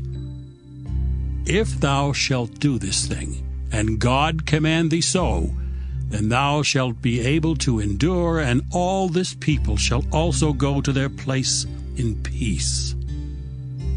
So Moses hearkened to the voice of his father-in-law, and did all that he had said. And Moses chose able men out of all Israel, and made them heads over the people, rulers of thousands, rulers of hundreds, rulers of 50s, and rulers of 10s. And they judged the people at all seasons. The hard causes they brought unto Moses, but every small matter they judged themselves. And Moses let his father-in-law depart, and he went his way into his own land. Exodus chapter 19. In the 3rd month, when the children of Israel were gone forth out of the land of Egypt, the same day came they into the wilderness of Sinai. For they were departed from Rephidim, and were come to the desert of Sinai, and had pitched in the wilderness. And there Israel camped before the mount. And Moses went up unto God, and the Lord called unto him out of the mountain, saying, Thus shalt thou say to the house of Jacob, and tell the children of Israel, Ye have seen what I did unto the Egyptians, and how I bare you on eagle's wings, and brought you unto myself. Now therefore, if ye will obey my voice indeed, and keep my covenant, then ye shall be a peculiar treasure unto me above all people, for all the earth is mine. And ye shall be unto me a kingdom of priests, and an holy nation. These are the words which thou shalt speak unto the children of Israel. And Moses came and called for the elders of the people, and laid before their faces all these words which the Lord commanded him. And all the people answered together and said, All that the Lord hath spoken we will do. And Moses returned the words of the people unto the Lord. And the Lord said unto Moses, Lo, I come unto thee in a thick cloud, that the people may hear when I speak with thee, and believe thee forever. And Moses told the words of the people unto the Lord. And the Lord said unto Moses, Go unto the people, and sanctify them today and tomorrow, and let them wash their clothes, and be ready against the 3rd day. For the 3rd day the Lord will come down in the sight of all the people upon Mount Sinai. And thou shalt set bounds unto the people round about, saying, Take heed to yourselves that ye go not up into the mount, or touch the border of it. Whosoever toucheth the mount shall be surely put to death. There shall not an hand touch it, but he shall surely be stoned or shot through. Whether it be beast or man, it shall not live. When the trumpet soundeth long, they shall come up to the mount. And Moses went down from the mount unto the people, and sanctified the people, and they washed their clothes. And he said unto the people, Be ready against the 3rd day, come not at your wives. And it came to pass on the third day in the morning that there were thunders and lightnings and a thick cloud upon the mount, and the voice of the trumpet exceeding loud, so that all the people that was in the camp trembled. And Moses brought forth the people out of the camp to meet with God, and they stood at the nether part of the mount. And Mount Sinai was altogether on a smoke, because the Lord descended upon it in fire. And the smoke thereof ascended as the smoke of a furnace, and the whole mount quaked greatly. And when the voice of the trumpet sounded long, and waxed louder and louder, Moses spake, and God answered him by a voice.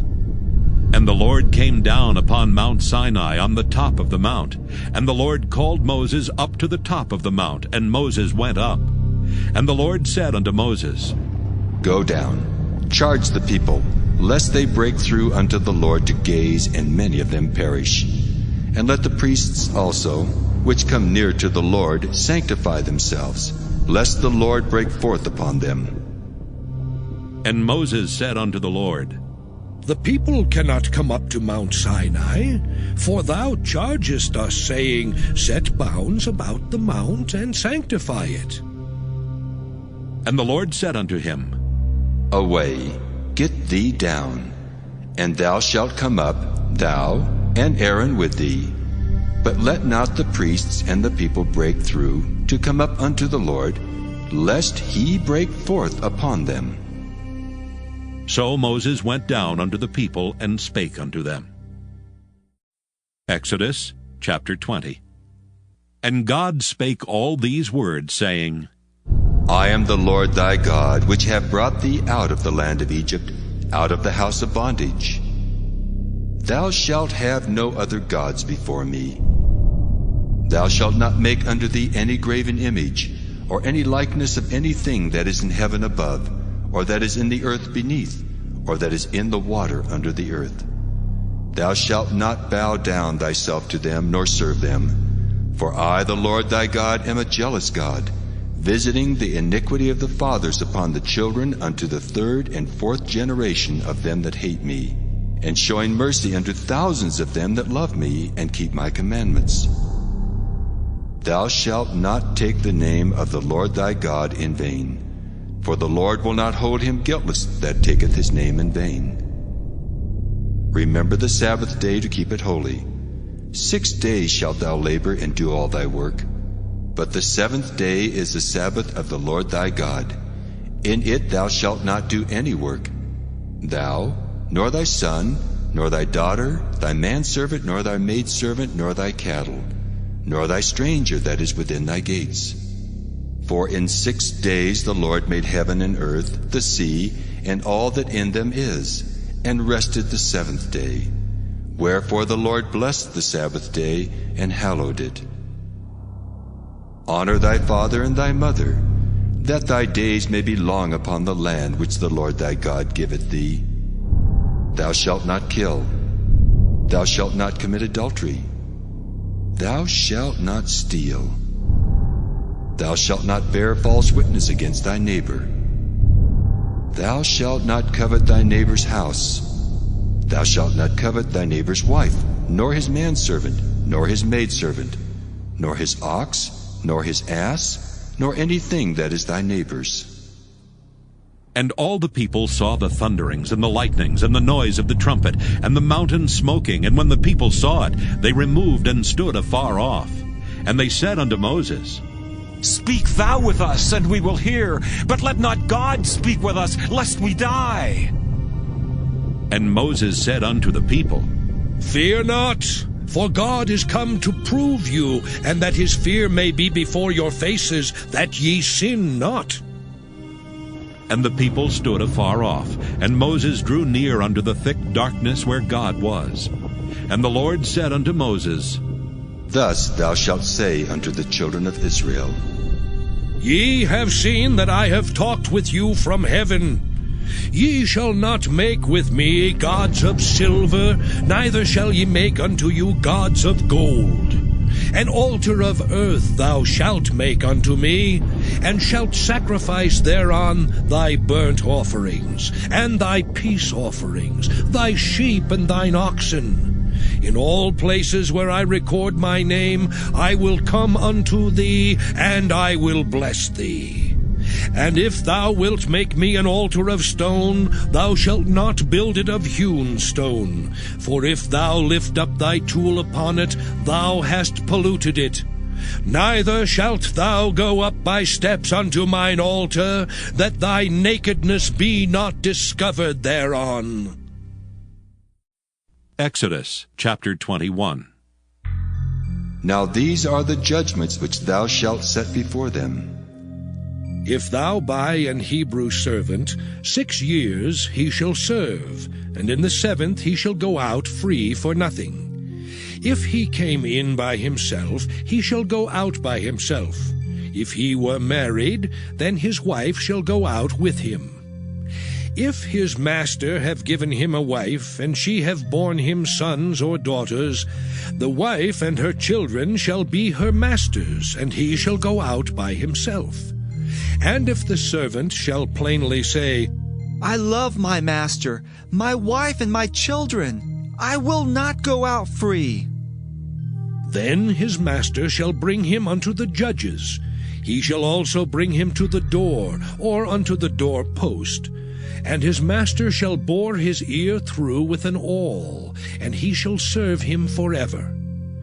And if a man sell his daughter to be a maidservant, she shall not go out as the men servants do. If she please not her master, who hath betrothed her to himself, then shall he let her be redeemed. To sell her unto a strange nation he shall have no power, seeing he hath dealt deceitfully with her. And if he have betrothed her unto his son, he shall deal with her after the manner of daughters. If he take him another wife, her food, her raiment, and her duty of marriage shall he not diminish. And if he do not these 3 unto her, then shall she go out free without money. He that smiteth a man so that he die shall be surely put to death. And if a man lie not in wait, but God deliver him into his hand, then I will appoint thee a place whither he shall flee. But if a man come presumptuously upon his neighbor, to slay him with guile, thou shalt take him from mine altar, that he may die. And he that smiteth his father or his mother shall be surely put to death. And he that stealeth a man and selleth him, or if he be found in his hand, he shall surely be put to death. And he that curseth his father or his mother shall surely be put to death.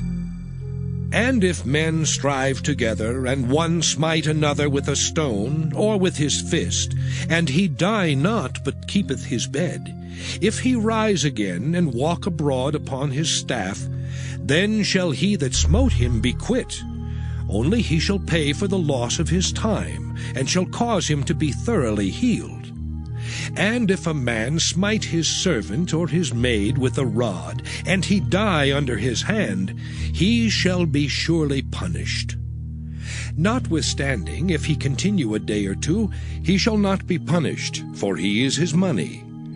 If men strive and hurt a woman with child, so that her fruit depart from her, and yet no mischief follow, he shall be surely punished according as the woman's husband will lay upon him, and he shall pay as the judges determine. And if any mischief follow, then thou shalt give life for life, eye for eye, tooth for tooth, hand for hand, foot for foot, burning for burning, wound for wound, stripe for stripe. And if a man smite the eye of his servant, or the eye of his maid, that it perish, he shall let him go free for his eye's sake. And if he smite out his manservant's tooth, or his maidservant's tooth, he shall let him go free for his tooth's sake. If an ox gore a man or a woman, that they die, then the ox shall be surely stoned, and his flesh shall not be eaten, but the owner of the ox shall be quit. But if the ox were wont to push with his horn in time past, and it hath been testified to his owner, and he hath not kept him in, but that he hath killed a man or a woman, the ox shall be stoned, and his owner also shall be put to death. If there be laid on him a sum of money, then he shall give for the ransom of his life whatsoever is laid upon him. Whether he have gored a son, or have gored a daughter, according to this judgment shall it be done unto him. If the ox shall push a manservant or a maidservant, he shall give unto their master 30 shekels of silver, and the ox shall be stoned. And if a man shall open a pit, or if a man shall dig a pit and not cover it, and an ox or an ass fall therein, the owner of the pit shall make it good, and give money unto the owner of them, and the dead beast shall be his. And if one man's ox hurt another's, that he die, then they shall sell the live ox, and divide the money of it, and the dead ox also they shall divide.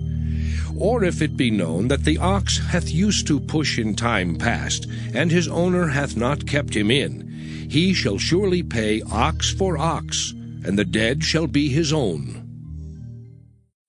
Exodus chapter 22. If a man shall steal an ox or a sheep, and kill it or sell it, he shall restore 5 oxen for an ox, and 4 sheep for a sheep. If a thief be found breaking up, and be smitten that he die, there shall no blood be shed for him. If the sun be risen upon him, there shall be blood shed for him, for he should make full restitution. If he have nothing, then he shall be sold for his theft.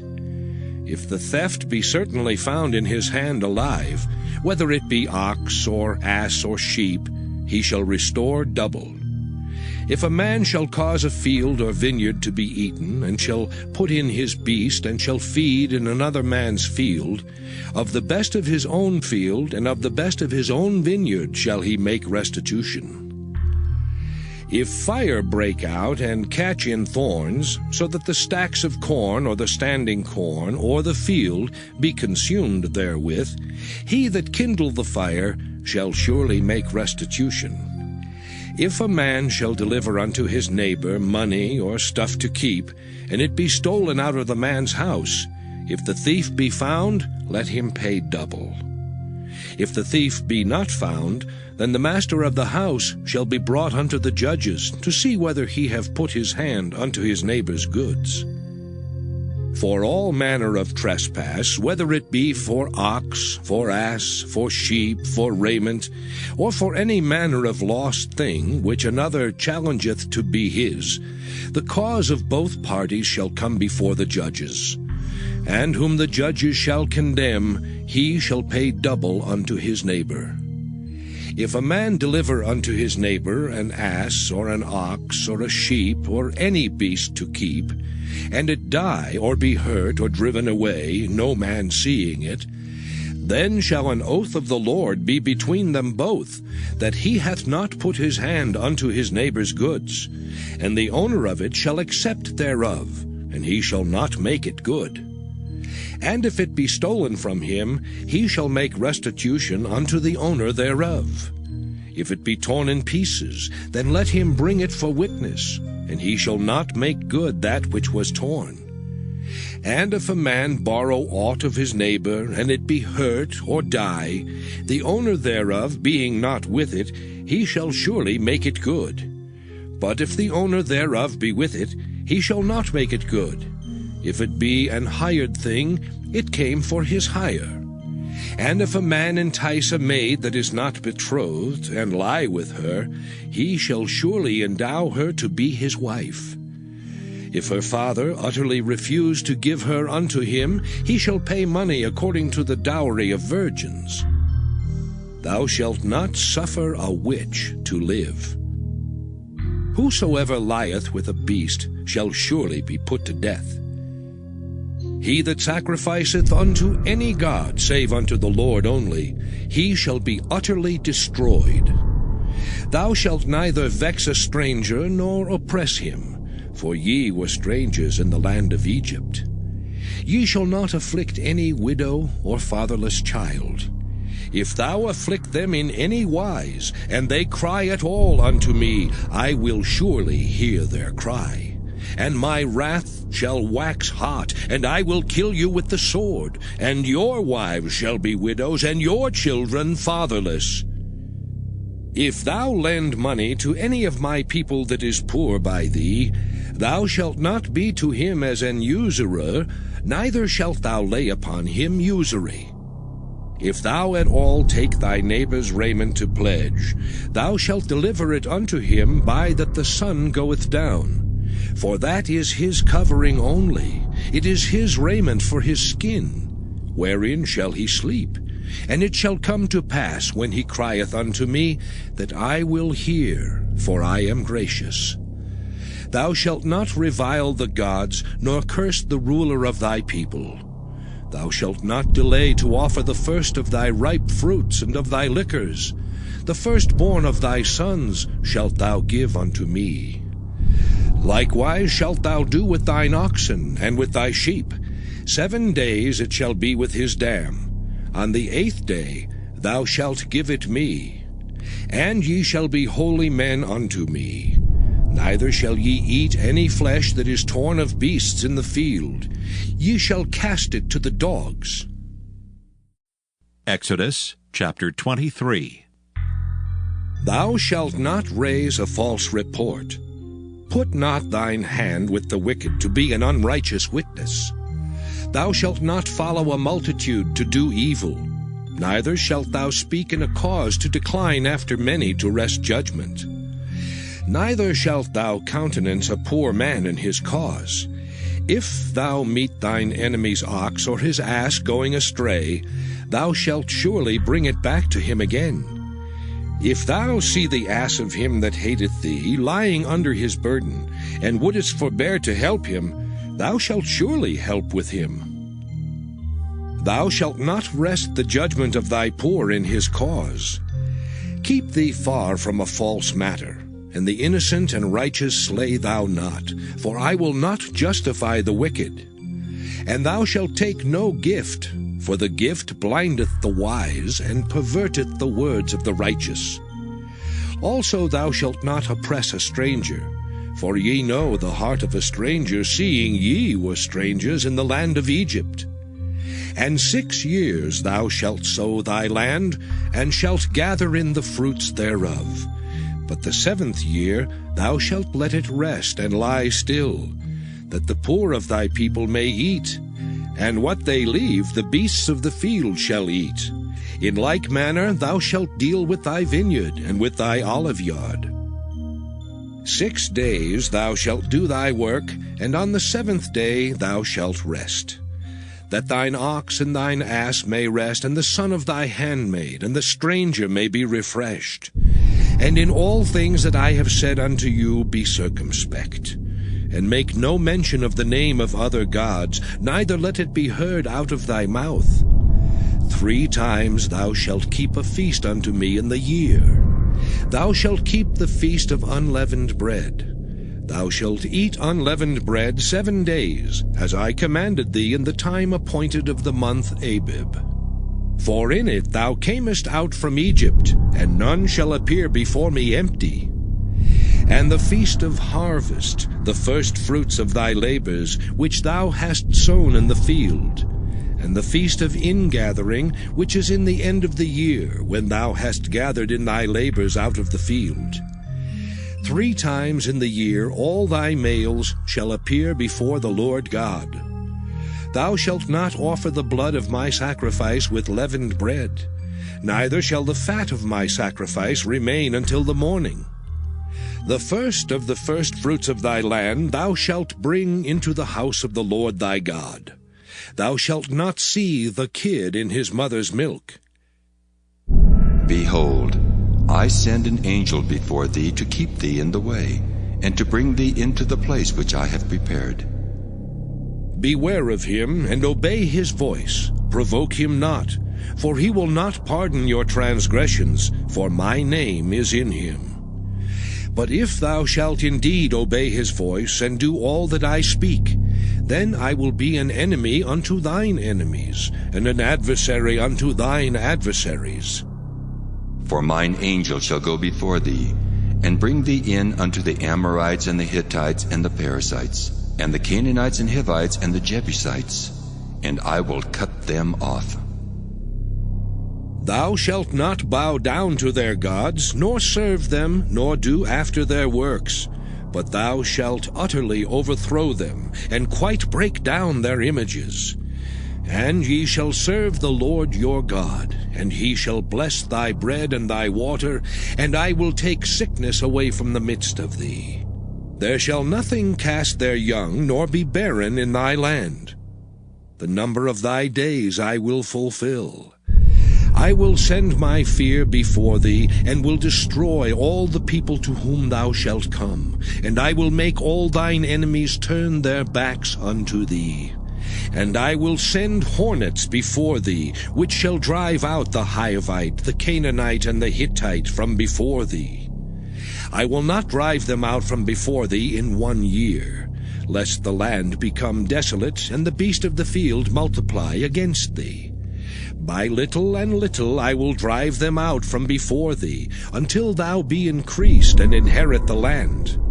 And I will set thy bounds from the Red Sea even unto the sea of the Philistines, and from the desert unto the river.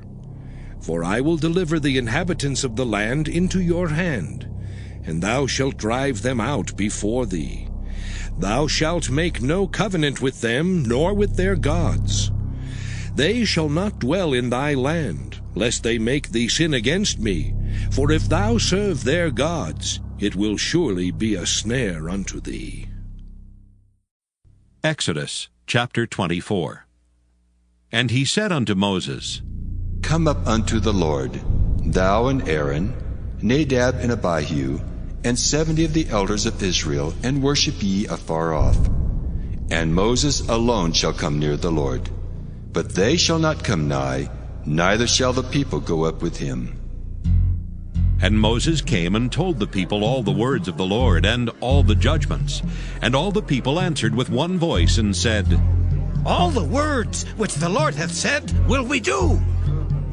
And Moses wrote all the words of the Lord, and rose up early in the morning, and builded an altar under the hill, and 12 pillars, according to the 12 tribes of Israel. And he sent young men of the children of Israel, which offered burnt offerings, and sacrificed peace offerings of oxen unto the Lord. And Moses took half of the blood, and put it in basins, and half of the blood he sprinkled on the altar. And he took the book of the covenant, and read in the audience of the people, and they said, All that the Lord hath said will we do, and be obedient. And Moses took the blood, and sprinkled it on the people, and said, Behold the blood of the covenant, which the Lord hath made with you concerning all these words. Then went up Moses and Aaron, Nadab and Abihu, and 70 of the elders of Israel. And they saw the God of Israel. And there was under his feet as it were a paved work of a sapphire stone, and as it were the body of heaven in his clearness. And upon the nobles of the children of Israel he laid not his hand. Also they saw God, and did eat and drink. And the Lord said unto Moses, Come up to me into the mount, and be there, and I will give thee tables of stone, and a law and commandments which I have written, that thou mayest teach them. And Moses rose up, and his minister Joshua. And Moses went up into the mount of God. And he said unto the elders, Tarry ye here for us, until we come again unto you. And behold, Aaron and Hur are with you. If any man have any matters to do, let him come unto them. And Moses went up into the mount, and a cloud covered the mount. And the glory of the Lord abode upon Mount Sinai, and the cloud covered it 6 days. And the 7th day he called unto Moses out of the midst of the cloud. And the sight of the glory of the Lord was like devouring fire on the top of the mount in the eyes of the children of Israel. And Moses went into the midst of the cloud, and gat him up into the mount. And Moses was in the mount 40 days and 40 nights. Exodus chapter 25. And the Lord spake unto Moses, saying, Speak unto the children of Israel, that they bring me an offering. Of every man that giveth it willingly with his heart, ye shall take my offering. And this is the offering which ye shall take of them. gold, and silver, and brass, and blue, and purple, and scarlet, and fine linen, and goat's hair, and ram's skins dyed red, and badger's skins, and shittim wood, oil for the light, spices for anointing oil, and for sweet incense, onyx stones, and stones to be set in the ephod and in the breastplate. And let them make me a sanctuary, that I may dwell among them, according to all that I show thee, after the pattern of the tabernacle, and the pattern of all the instruments thereof, even so shall ye make it. And they shall make an ark of shittim wood. 2 cubits and a half shall be the length thereof, and a cubit and a half the breadth thereof, and a cubit and a half the height thereof. And thou shalt overlay it with pure gold, within and without shalt thou overlay it, and shalt make upon it a crown of gold round about. And thou shalt cast 4 rings of gold for it, and put them in the 4 corners thereof, and 2 rings shall be in the one side of it, and 2 rings in the other side of it. And thou shalt make staves of shittim wood, and overlay them with gold. And thou shalt put the staves into the rings by the sides of the ark, that the ark may be borne with them. The staves shall be in the rings of the ark, they shall not be taken from it. And thou shalt put into the ark the testimony which I shall give thee.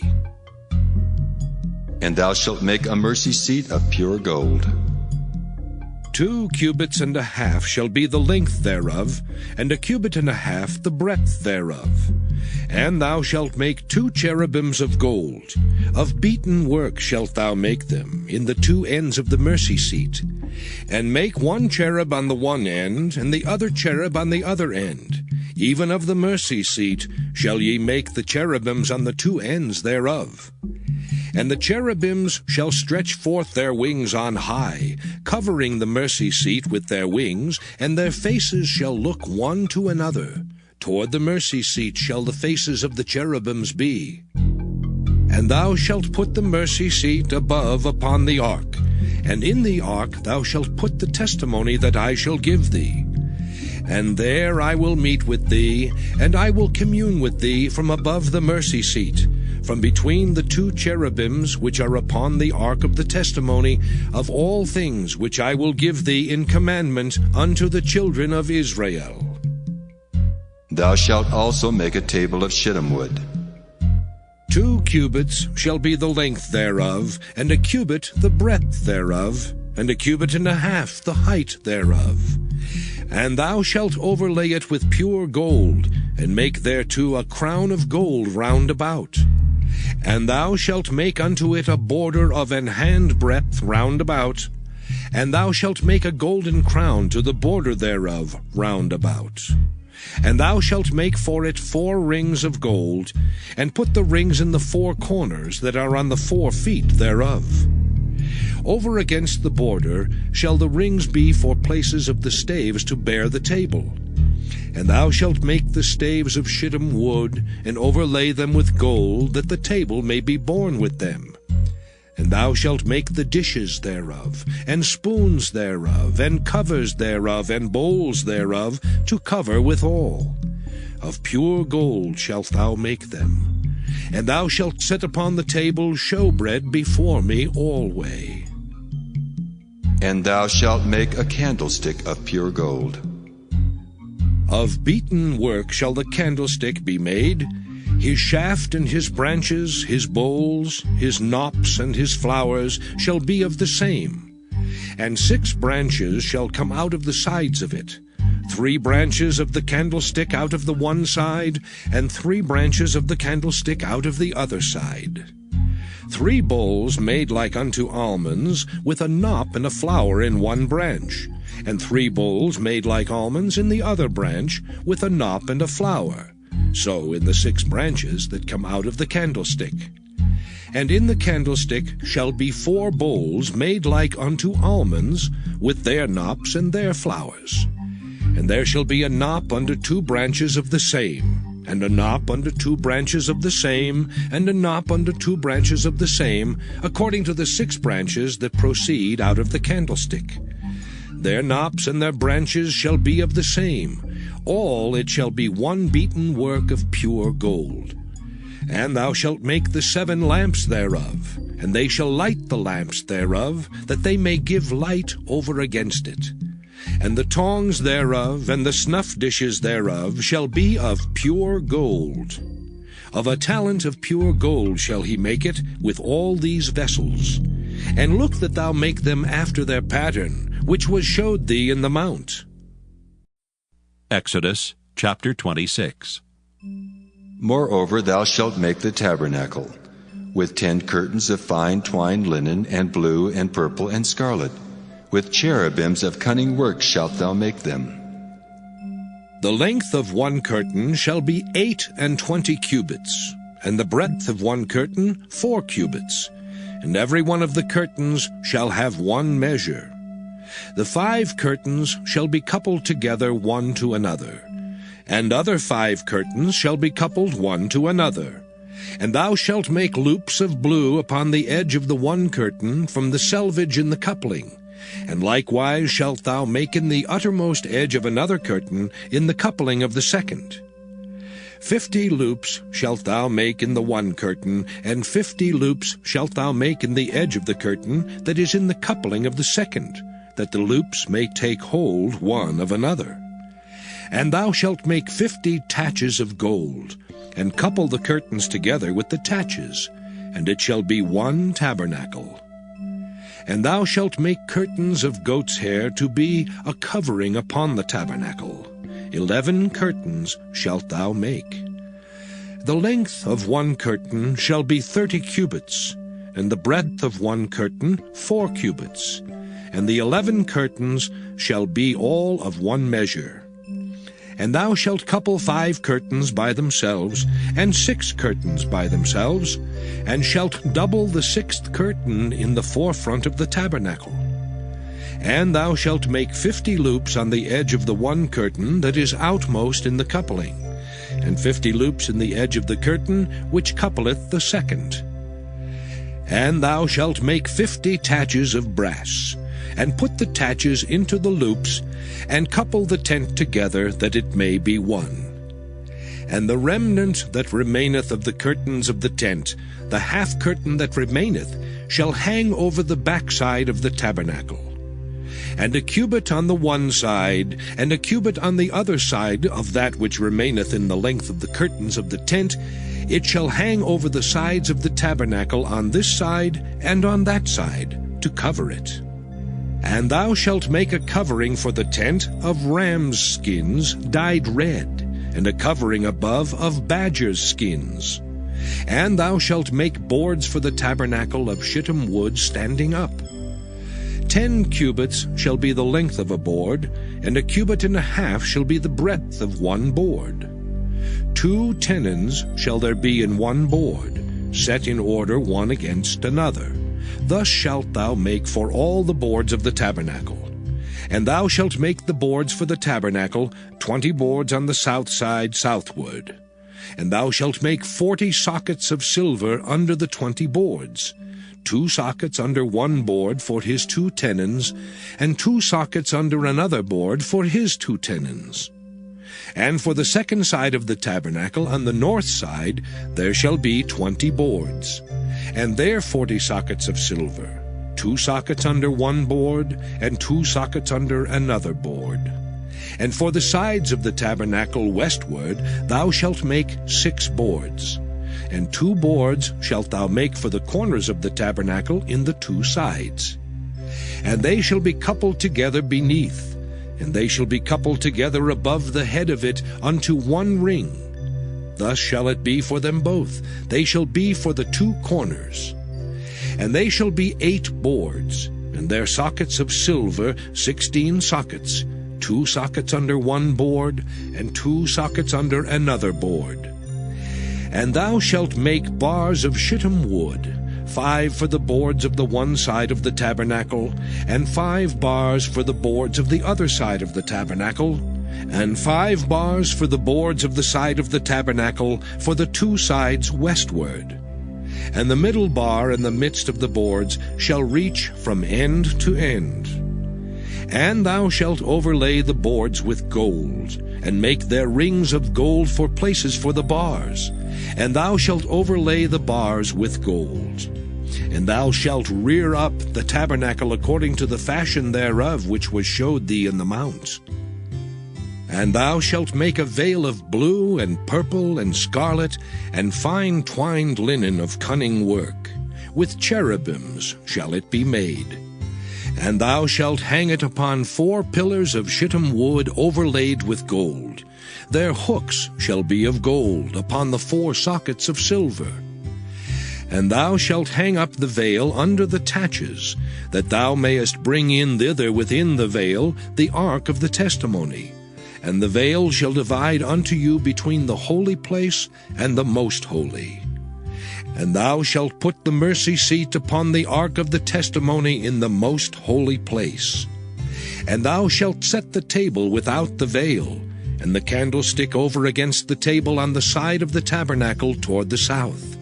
And thou shalt put the table on the north side. And thou shalt make an hanging for the door of the tent of blue and purple and scarlet and fine twined linen, wrought with needlework. And thou shalt make for the hanging 5 pillars of shittim wood, and overlay them with gold, and their hooks shall be of gold, and thou shalt cast 5 sockets of brass for them. Exodus chapter 27. And thou shalt make an altar of shittim wood, 5 cubits long and 5 cubits broad. The altar shall be 4 square, and the height thereof shall be 3 cubits. And thou shalt make the horns of it upon the 4 corners thereof. His horns shall be of the same, and thou shalt overlay it with brass. And thou shalt make his pans to receive his ashes, and his shovels, and his basins, and his flesh hooks, and his fire pans. All the vessels thereof thou shalt make of brass. And thou shalt make for it a grate of network of brass. And upon the net shalt thou make 4 brazen rings in the 4 corners thereof. And thou shalt put it under the compass of the altar beneath, that the net may be even to the midst of the altar. And thou shalt make staves for the altar, staves of shittim wood, and overlay them with brass. And the staves shall be put into the rings, and the staves shall be upon the 2 sides of the altar, to bear it. Hollow with boards shalt thou make it, as it was showed thee in the mount, so shall they make it. And thou shalt make the court of the tabernacle. For the south side southward there shall be hangings for the court of fine twined linen of 100 cubits long for one side. And the 20 pillars thereof and their 20 sockets shall be of brass. The hooks of the pillars and their fillets shall be of silver. And likewise for the north side in length there shall be hangings of 100 cubits long, and his 20 pillars and their 20 sockets of brass. The hooks of the pillars and their fillets of silver. And for the breadth of the court on the west side shall be hangings of 50 cubits, their pillars 10, and their sockets 10. And the breadth of the court on the east side eastward shall be 50 cubits. The hangings of one side of the gate shall be 15 cubits, their pillars 3, and their sockets 3. And on the other side shall be hangings 15 cubits, their pillars 3, and their sockets 3. And for the gate of the court shall be an hanging of 20 cubits, of blue and purple and scarlet and fine twined linen, wrought with needlework. And their pillars shall be 4, and their sockets 4. All the pillars round about the court shall be filleted with silver. Their hooks shall be of silver, and their sockets of brass. The length of the court shall be 100 cubits, and the breadth 50 everywhere, and the height 5 cubits of fine twined linen, and their sockets of brass. All the vessels of the tabernacle in all the service thereof, and all the pins thereof, and all the pins of the court shall be of brass. And thou shalt command the children of Israel that they bring thee pure olive oil beaten for the light, to cause the lamp to burn always. In the tabernacle of the congregation without the veil, which is before the testimony, Aaron and his sons shall order it from evening to morning before the Lord. It shall be a statute forever unto their generations on the behalf of the children of Israel. Exodus chapter 28. And take thou unto thee Aaron thy brother and his sons with him from among the children of Israel, that he may minister unto me in the priest's office. Even Aaron, Nadab and Abihu, Eleazar and Ithamar, Aaron's sons. And thou shalt make holy garments for Aaron thy brother for glory and for beauty. And thou shalt speak unto all that are wise-hearted, whom I have filled with the spirit of wisdom, that they may make Aaron's garments to consecrate him, that he may minister unto me in the priest's office.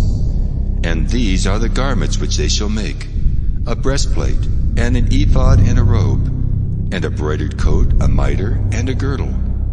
And they shall make holy garments for Aaron thy brother and his sons, that he may minister unto me in the priest's office.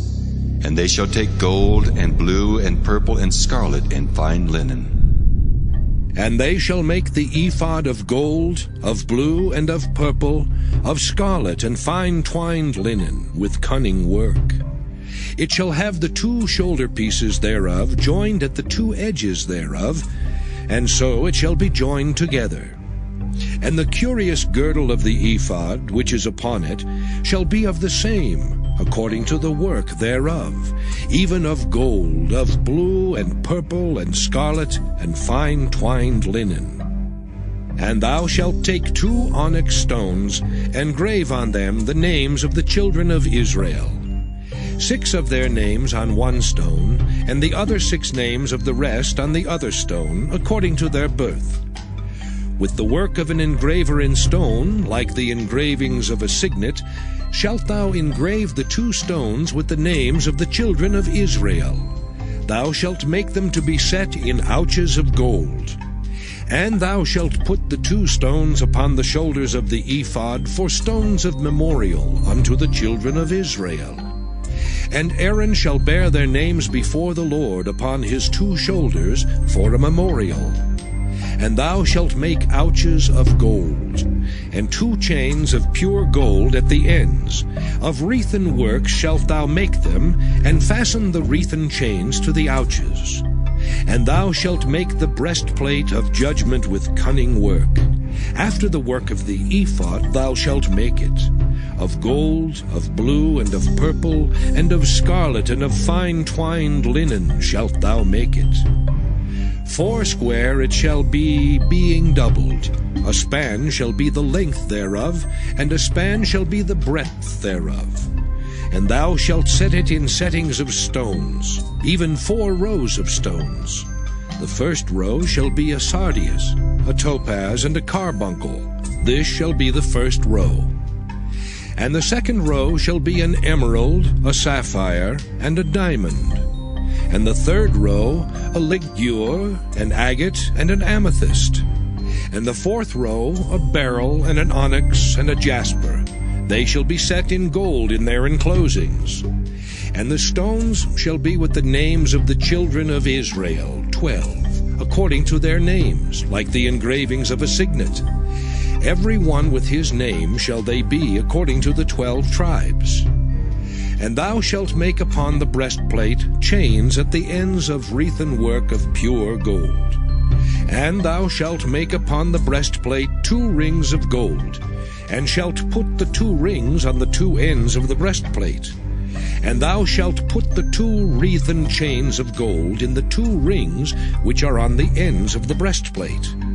And the other 2 ends of the 2 wreathen chains thou shalt fasten in the 2 ouches, and put them on the shoulder pieces of the ephod before it. And thou shalt make 2 rings of gold, and thou shalt put them upon the 2 ends of the breastplate in the border thereof, which is in the side of the ephod inward. And 2 other rings of gold thou shalt make, and shalt put them on the 2 sides of the ephod underneath, toward the forepart thereof, over against the other coupling thereof, above the curious girdle of the ephod. And they shall bind the breastplate by the rings thereof unto the rings of the ephod with a lace of blue, that it may be above the curious girdle of the ephod, and that the breastplate be not loosed from the ephod. And Aaron shall bear the names of the children of Israel in the breastplate of judgment upon his heart, when he goeth in unto the holy place for a memorial before the Lord continually. And thou shalt put in the breastplate of judgment the Urim and the Thummim, and they shall be upon Aaron's heart when he goeth in before the Lord. And Aaron shall bear the judgment of the children of Israel upon his heart before the Lord continually.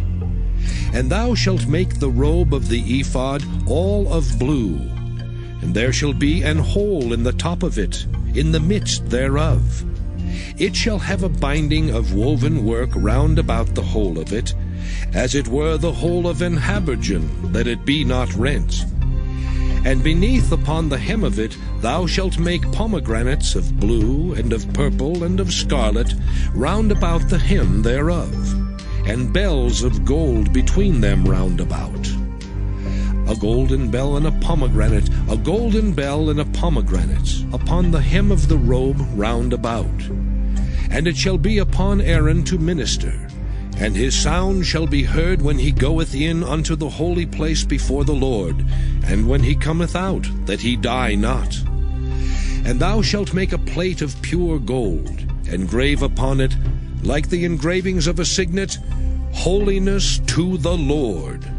And thou shalt put it on a blue lace, that it may be upon the mitre, upon the forefront of the mitre it shall be. And it shall be upon Aaron's forehead, that Aaron may bear the iniquity of the holy things which the children of Israel shall hallow in all their holy gifts. And it shall be always upon his forehead, that they may be accepted before the Lord. And thou shalt embroider the coat of fine linen, and thou shalt make the mitre of fine linen, and thou shalt make the girdle of needlework. And for Aaron's sons thou shalt make coats, and thou shalt make for them girdles, and bonnets shalt thou make for them, for glory and for beauty.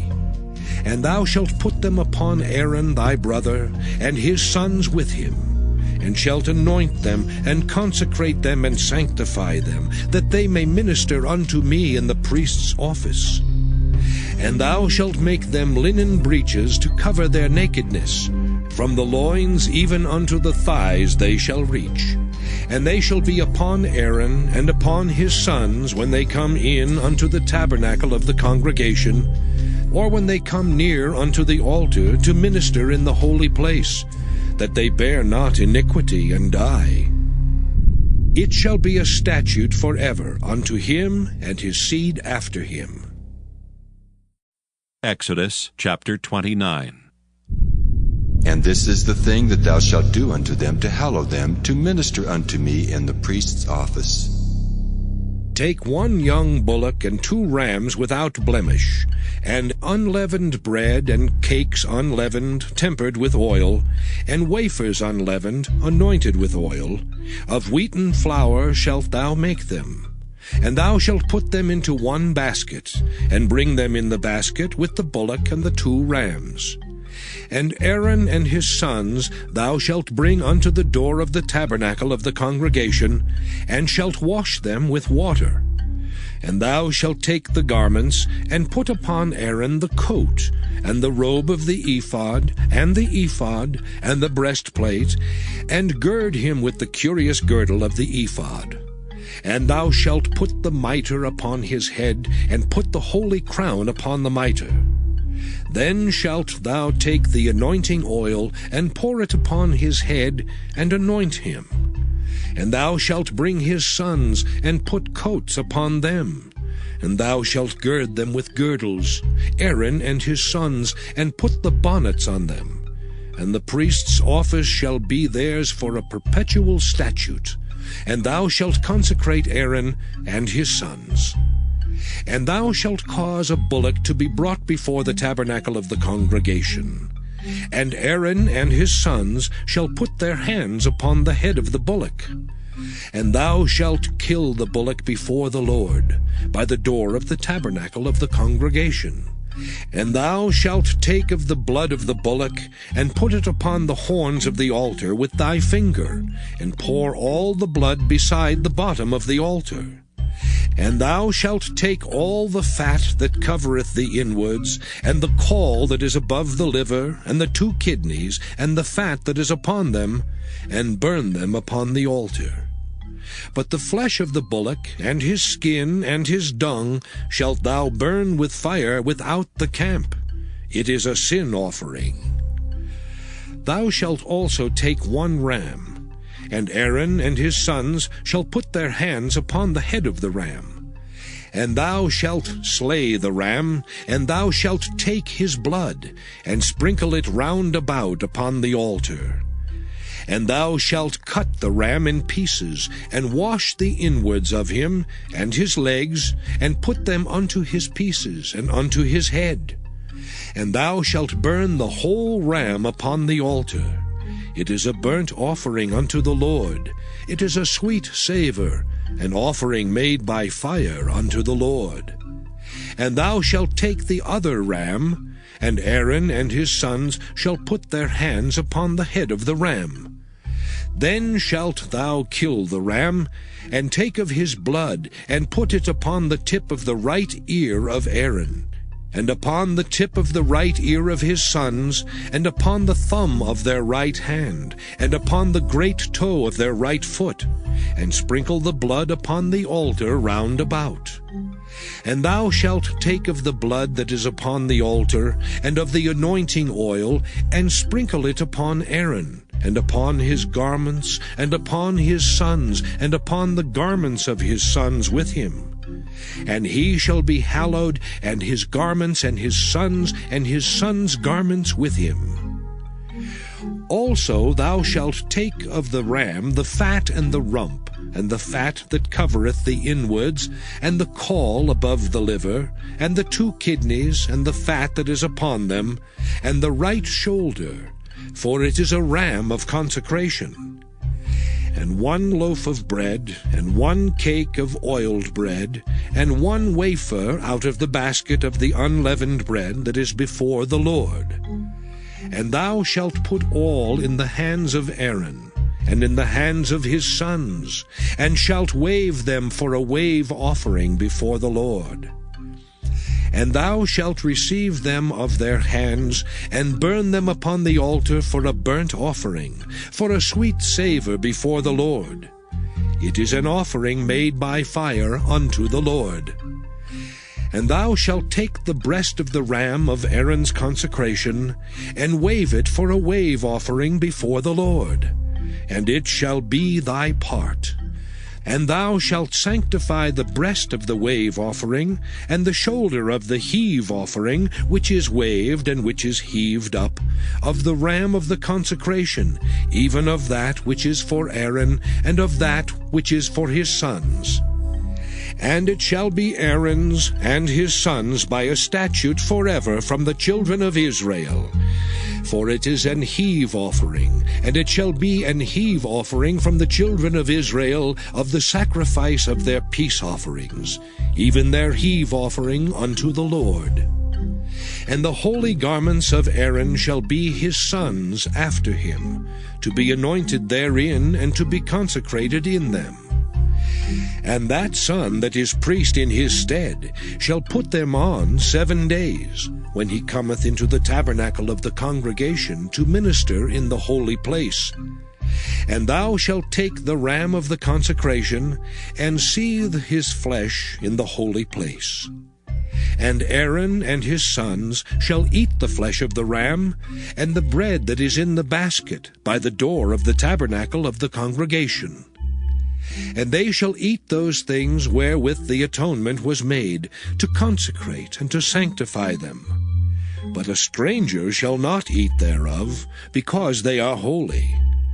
And if aught of the flesh of the consecrations, or of the bread, remain unto the morning, then thou shalt burn the remainder with fire. It shall not be eaten, because it is holy. And thus shalt thou do unto Aaron, and to his sons according to all things which I have commanded thee.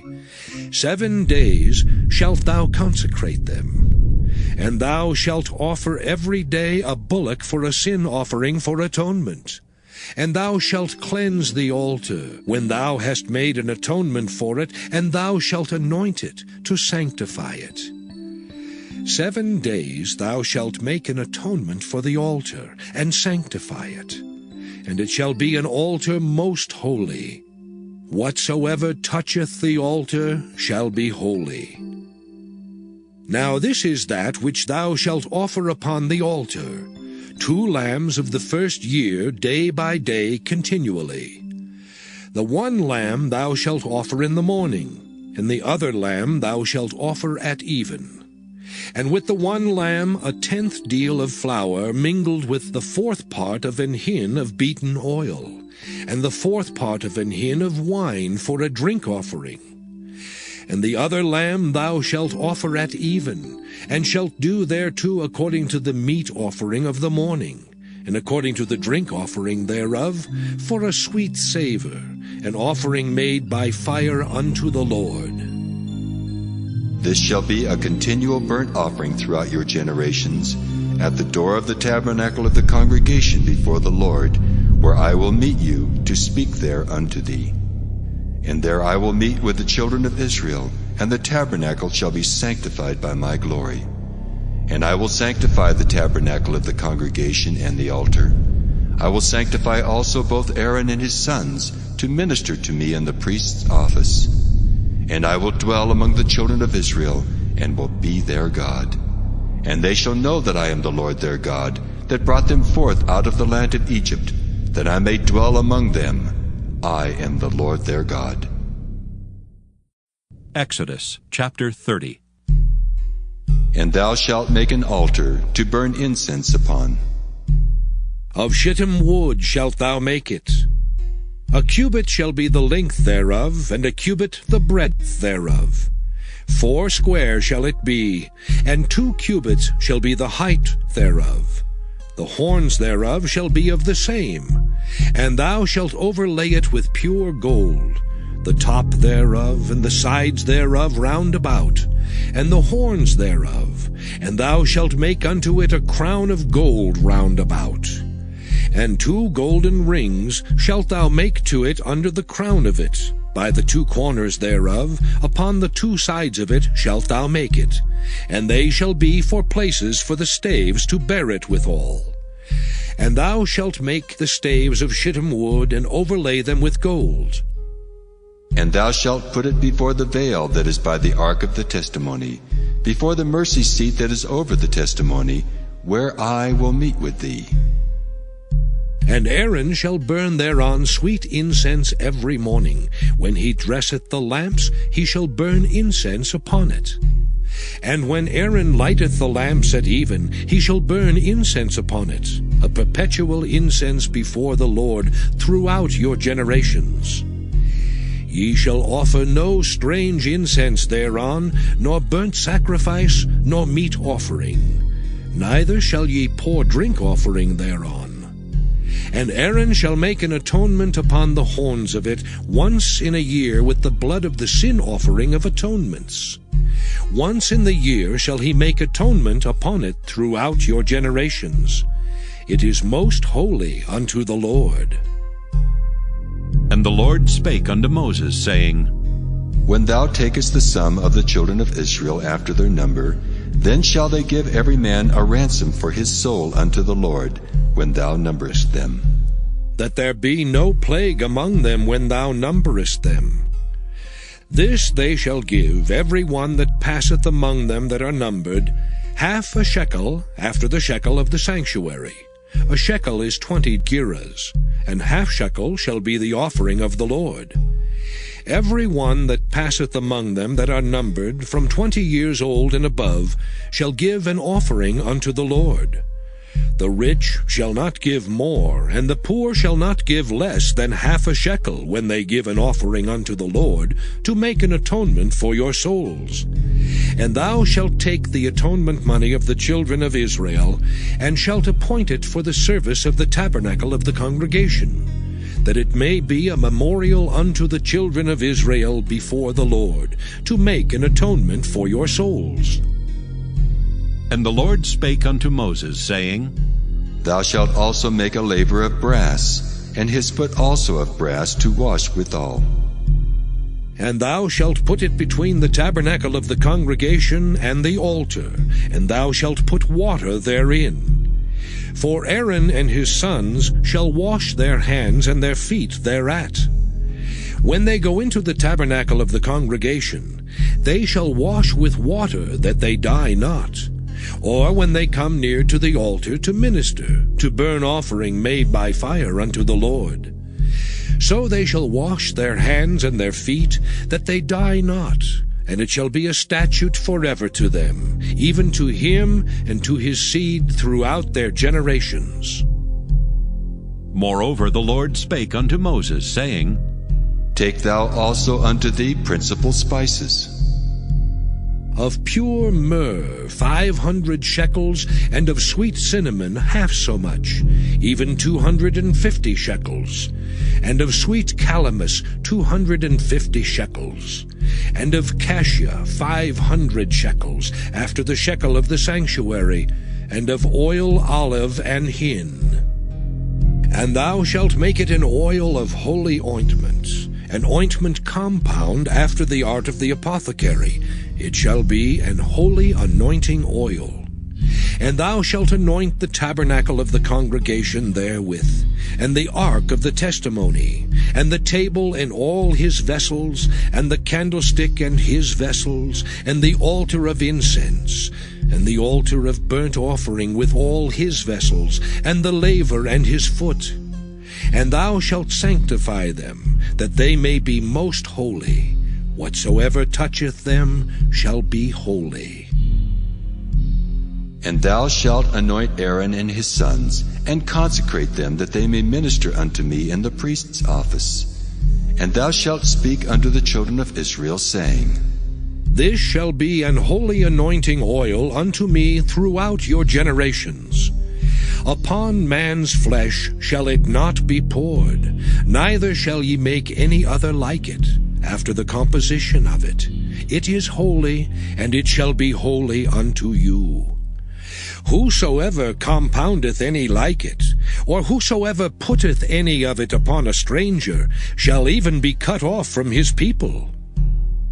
And the Lord said unto Moses, Take unto thee sweet spices, stadke, and onycha, and galbanum.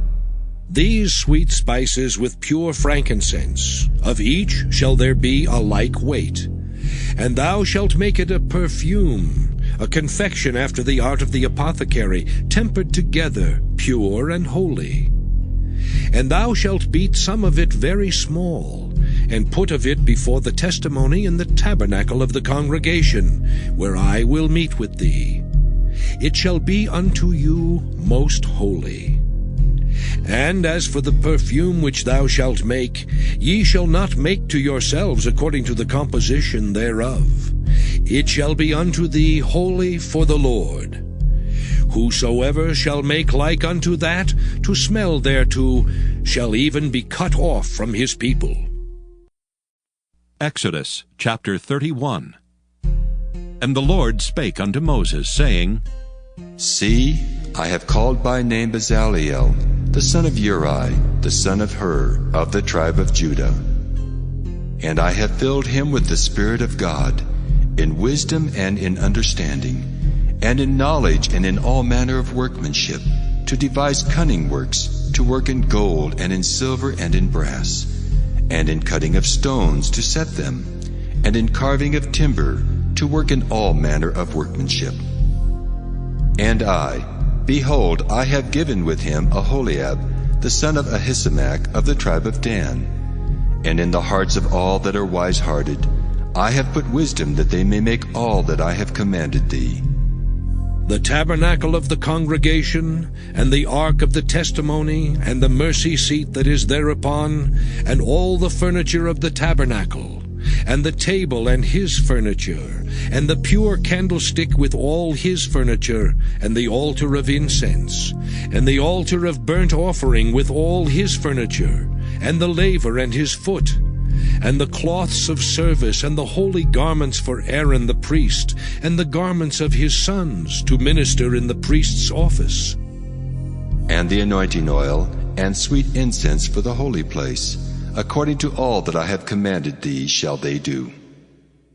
And the Lord spake unto Moses, saying, Speak thou also unto the children of Israel, saying, Verily my Sabbaths ye shall keep, for it is a sign between me and you throughout your generations, that ye may know that I am the Lord that doth sanctify you. Ye shall keep the Sabbath therefore, for it is holy unto you. Every one that defileth it shall surely be put to death. For whosoever doeth any work therein, that soul shall be cut off from among his people. 6 days may work be done, but in the 7th is the Sabbath of rest, holy to the Lord. Whosoever doeth any work in the Sabbath day, he shall surely be put to death. Wherefore the children of Israel shall keep the Sabbath, to observe the Sabbath throughout their generations, for a perpetual covenant. It is a sign between me and the children of Israel forever. For in 6 days the Lord made heaven and earth, and on the 7th day he rested, and was refreshed. And he gave unto Moses, when he had made an end of communing with him upon Mount Sinai, 2 tables of testimony, tables of stone, written with the finger of God. Exodus chapter 32. And when the people saw that Moses delayed to come down out of the mount, the people gathered themselves together unto Aaron, and said unto him, Up, make us gods which shall go before us. For as for this Moses, the man that brought us up out of the land of Egypt, we wot not what has become of him. And Aaron said unto them, Break off the golden earrings which are in the ears of your wives, of your sons, and of your daughters, and bring them unto me. And all the people brake off the golden earrings which were in their ears, and brought them unto Aaron. And he received them at their hand, and fashioned it with a graving tool, after he had made it a molten calf. And they said, These be thy gods, O Israel, which brought thee up out of the land of Egypt. And when Aaron saw it, he built an altar before it. And Aaron made proclamation, and said, Tomorrow is a feast to the Lord. And they rose up early on the morrow, and offered burnt offerings, and brought peace offerings. And the people sat down to eat and to drink, and rose up to play. And the Lord said unto Moses, Go, get thee down, for thy people which thou broughtest out of the land of Egypt have corrupted themselves. They have turned aside quickly out of the way which I commanded them. They have made them a molten calf, and have worshipped it, and have sacrificed thereunto, and said, These be thy gods, O Israel, which have brought thee up out of the land of Egypt. And the Lord said unto Moses, I have seen this people, and behold, it is a stiff-necked people. Now therefore let me alone, that my wrath may wax hot against them, and that I may consume them. And I will make of thee a great nation. And Moses besought the Lord his God, and said, Lord, why doth thy wrath wax hot against thy people, which thou hast brought forth out of the land of Egypt with great power and with a mighty hand? Wherefore should the Egyptians speak and say, For mischief did he bring them out, to slay them in the mountains, and to consume them from the face of the earth? Turn from thy fierce wrath, and repent of this evil against thy people. remember Abraham, Isaac, and Israel, thy servants, to whom thou swarest by thine own self, and saidst unto them, I will multiply your seed as the stars of heaven, and all this land that I have spoken of will I give unto your seed, and they shall inherit it forever. And the Lord repented of the evil which he thought to do unto his people. And Moses turned and went down from the mount, and the 2 tables of the testimony were in his hand. The tables were written on both their sides. On the one side and on the other were they written. And the tables were the work of God, and the writing was the writing of God, graven upon the tables. And when Joshua heard the noise of the people as they shouted, he said unto Moses, There is a noise of war in the camp. And he said, It is not the voice of them that shout for mastery, neither is it the voice of them that cry for being overcome, but the noise of them that sing do I hear. And it came to pass, as soon as he came nigh unto the camp, that he saw the calf and the dancing. And Moses' anger waxed hot, and he cast the tables out of his hands, and brake them beneath the mount. And he took the calf which they had made, and burnt it in the fire, and ground it to powder, and strawed it upon the water, and made the children of Israel drink of it. And Moses said unto Aaron, What did this people unto thee, that thou hast brought so great a sin upon them? And Aaron said, Let not the anger of my Lord wax hot. Thou knowest the people, that they are set on mischief. For they said unto me, Make us gods, which shall go before us. For as for this Moses, the man that brought us up out of the land of Egypt, we wot not what is become of him. And I said unto them, Whosoever hath any gold, let them break it off. So they gave it me. Then I cast it into the fire, and there came out this calf. And when Moses saw that the people were naked, for Aaron had made them naked unto their shame among their enemies, then Moses stood in the gate of the camp and said, Who is on the Lord's side? Let him come unto me. And all the sons of Levi gathered themselves together unto him. And he said unto them, Thus saith the Lord God of Israel, Put every man his sword by his side, and go in and out from gate to gate throughout the camp, and slay every man his brother, and every man his companion, and every man his neighbor. And the children of Levi did according to the word of Moses. And there fell of the people that day about 3,000 men. For Moses had said, Consecrate yourselves today to the Lord, even every man upon his son, and upon his brother, that he may bestow upon you a blessing this day. And it came to pass on the morrow that Moses said unto the people, Ye have sinned a great sin, and now I will go up unto the Lord. Peradventure I shall make an atonement for your sin. And Moses returned unto the Lord and said, Oh, this people have sinned a great sin, and have made them gods of gold. Yet now, if thou wilt forgive their sin, and if not, blot me, I pray thee, out of thy book which thou hast written. And the Lord said unto Moses, Whosoever hath sinned against me, him will I blot out of my book. Therefore now go, lead the people unto the place of which I have spoken unto thee. Behold, mine angel shall go before thee. Nevertheless, in the day when I visit, I will visit their sin upon them. And the Lord plagued the people, because they made the calf which Aaron made. Exodus chapter 33. And the Lord said unto Moses, Depart and go up hence, thou and the people which thou hast brought up out of the land of Egypt, unto the land which I swear unto Abraham, to Isaac, and to Jacob, saying, Unto thy seed will I give it. And I will send an angel before thee, and I will drive out the Canaanite, the Amorite, and the Hittite, and the Perizzite, the Hivite, and the Jebusite, unto a land flowing with milk and honey, for I will not go up in the midst of thee, for thou art a stiff-necked people, lest I consume thee in the way. And when the people heard these evil tidings, they mourned, and no man did put on him his ornaments. For the Lord had said unto Moses, Say unto the children of Israel, Ye are a stiff-necked people.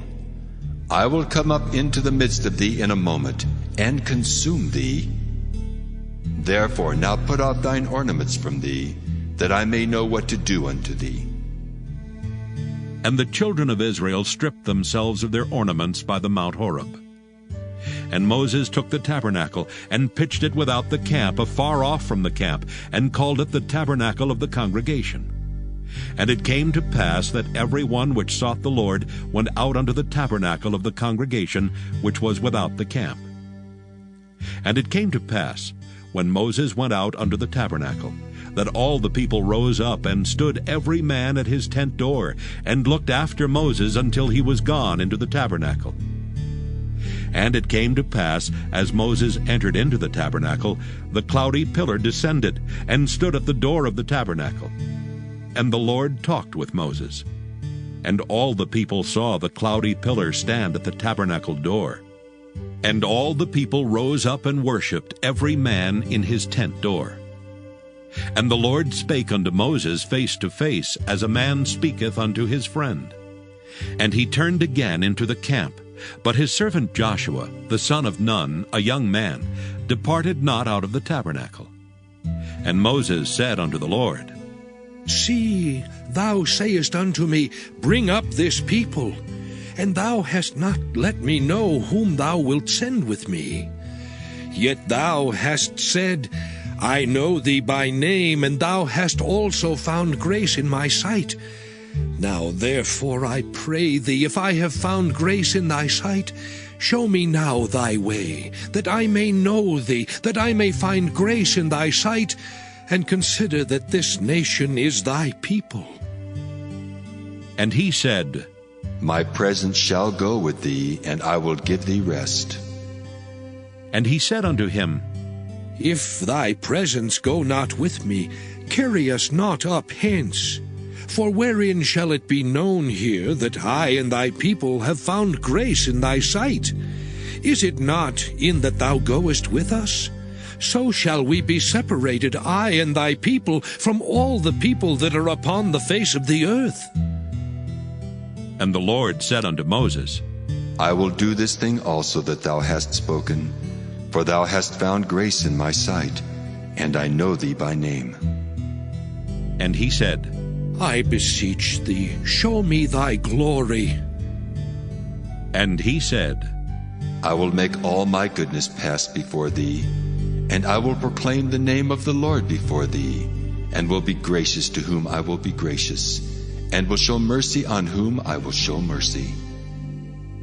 And he said, Thou canst not see my face, for there shall no man see me and live. And the Lord said, Behold, there is a place by me, and thou shalt stand upon a rock. And it shall come to pass, while my glory passeth by, that I will put thee in a cleft of the rock, and will cover thee with my hand while I pass by. And I will take away mine hand, and thou shalt see my back parts, but my face shall not be seen. Exodus chapter 34. And the Lord said unto Moses, Hew thee 2 tables of stone like unto the first, and I will write upon these tables the words that were in the first tables which thou breakest. And be ready in the morning, and come up in the morning unto Mount Sinai, and present thyself there to me in the top of the mount. And no man shall come up with thee, neither let any man be seen throughout all the mount, neither let the flocks nor herds feed before that mount. And he hewed 2 tables of stone like unto the first. And Moses rose up early in the morning, and went up unto Mount Sinai, as the Lord had commanded him, and took in his hand the 2 tables of stone. And the Lord descended in the cloud, and stood with him there, and proclaimed the name of the Lord. And the Lord passed by before him, and proclaimed, The Lord God, merciful and gracious, long-suffering and abundant in goodness and truth, keeping mercy for thousands, forgiving iniquity and transgression and sin, and that will by no means clear the guilty, visiting the iniquity of the fathers upon the children, and upon the children's children, unto the third and to the fourth generation. And Moses made haste, and bowed his head toward the earth, and worshipped. And he said, If now I have found grace in thy sight, O Lord, let my Lord, I pray thee, go among us. For it is a stiff-necked people, and pardon our iniquity and our sin, and take us for thine inheritance. And he said, Behold, I make a covenant. Before all thy people I will do marvels, such as have not been done in all the earth, nor in any nation. And all the people among which thou art shall see the work of the Lord. For it is a terrible thing that I will do with thee. Observe thou that which I command thee this day. Behold, I drive out before thee the Amorite, and the Canaanite, and the Hittite, and the Perizzite, and the Hivite, and the Jebusite. Take heed to thyself, lest thou make a covenant with the inhabitants of the land whither thou goest, lest it be for a snare in the midst of thee. But ye shall destroy their altars, break their images, and cut down their groves. For thou shalt worship no other God, for the Lord, whose name is jealous, is a jealous God. Lest thou make a covenant with the inhabitants of the land, and they go a-whoring after their gods, and do sacrifice unto their gods, and one call thee, and thou eat of his sacrifice. And thou take of their daughters unto thy sons, and their daughters go a-whoring after their gods, and make thy sons go a-whoring after their gods. Thou shalt make thee no molten gods. The feast of unleavened bread shalt thou keep. 7 days thou shalt eat unleavened bread, as I commanded thee in the time of the month Abib. For in the month Abib thou camest out from Egypt. All that openeth the matrix is mine, and every firstling among thy cattle, whether ox or sheep, that is male. But the firstling of an ass thou shalt redeem with a lamb. And if thou redeem him not, then shalt thou break his neck. All the firstborn of thy sons thou shalt redeem, and none shall appear before me empty. 6 days thou shalt work, but on the 7th day thou shalt rest. In earing time and in harvest thou shalt rest. And thou shalt observe the feast of weeks, of the first fruits of wheat harvest, and the feast of ingathering at the year's end. Thrice in the year shall all your men children appear before the Lord God, the God of Israel. For I will cast out the nations before thee, and enlarge thy borders. Neither shall any man desire thy land, when thou shalt go up to appear before the Lord thy God thrice in the year. Thou shalt not offer the blood of my sacrifice with leaven. Neither shall the sacrifice of the feast of the Passover be left unto the morning. The first of the first fruits of thy land thou shalt bring unto the house of the Lord thy God. Thou shalt not see the kid in his mother's milk. And the Lord said unto Moses, Write thou these words, for after the tenor of these words I have made a covenant with thee and with Israel. And he was there with the Lord 40 days and 40 nights. He did neither eat bread nor drink water. And he wrote upon the tables the words of the covenant, the 10 commandments. And it came to pass, when Moses came down from Mount Sinai with the 2 tables of testimony in Moses' hand, when he came down from the mount, that Moses wist not that the skin of his face shone while he talked with him. And when Aaron and all the children of Israel saw Moses, behold, the skin of his face shone, and they were afraid to come nigh him. And Moses called unto them, and Aaron and all the rulers of the congregation returned unto him, and Moses talked with them. And afterward all the children of Israel came nigh, and he gave them in commandment all that the Lord had spoken with him in Mount Sinai. Until Moses had done speaking with them, he put a veil on his face. But when Moses went in before the Lord to speak with him, he took the veil off until he came out. And he came out and spake unto the children of Israel that which he was commanded. And the children of Israel saw the face of Moses, that the skin of Moses' face shone. And Moses put the veil upon his face again, until he went in to speak with him. Exodus chapter 35. And Moses gathered all the congregation of the children of Israel together, and said unto them, These are the words which the Lord hath commanded, that ye should do them. 6 days shall work be done, but on the 7th day there shall be to you an holy day, a Sabbath of rest to the Lord. Whosoever doeth work therein shall be put to death. Ye shall kindle no fire throughout your habitations upon the Sabbath day. And Moses spake unto all the congregation of the children of Israel, saying, This is the thing which the Lord commanded, saying, Take ye from among you an offering unto the Lord. Whosoever is of a willing heart, let him bring it, an offering of the Lord, gold and silver and brass, and blue and purple and scarlet, and fine linen, and goat's hair, and ram's skins dyed red, and badger's skins, and shittim wood, and oil for the light, and spices for anointing oil, and for the sweet incense, and onyx stones, and stones to be set for the ephod and for the breastplate. And every wise-hearted among you shall come and make all that the Lord hath commanded.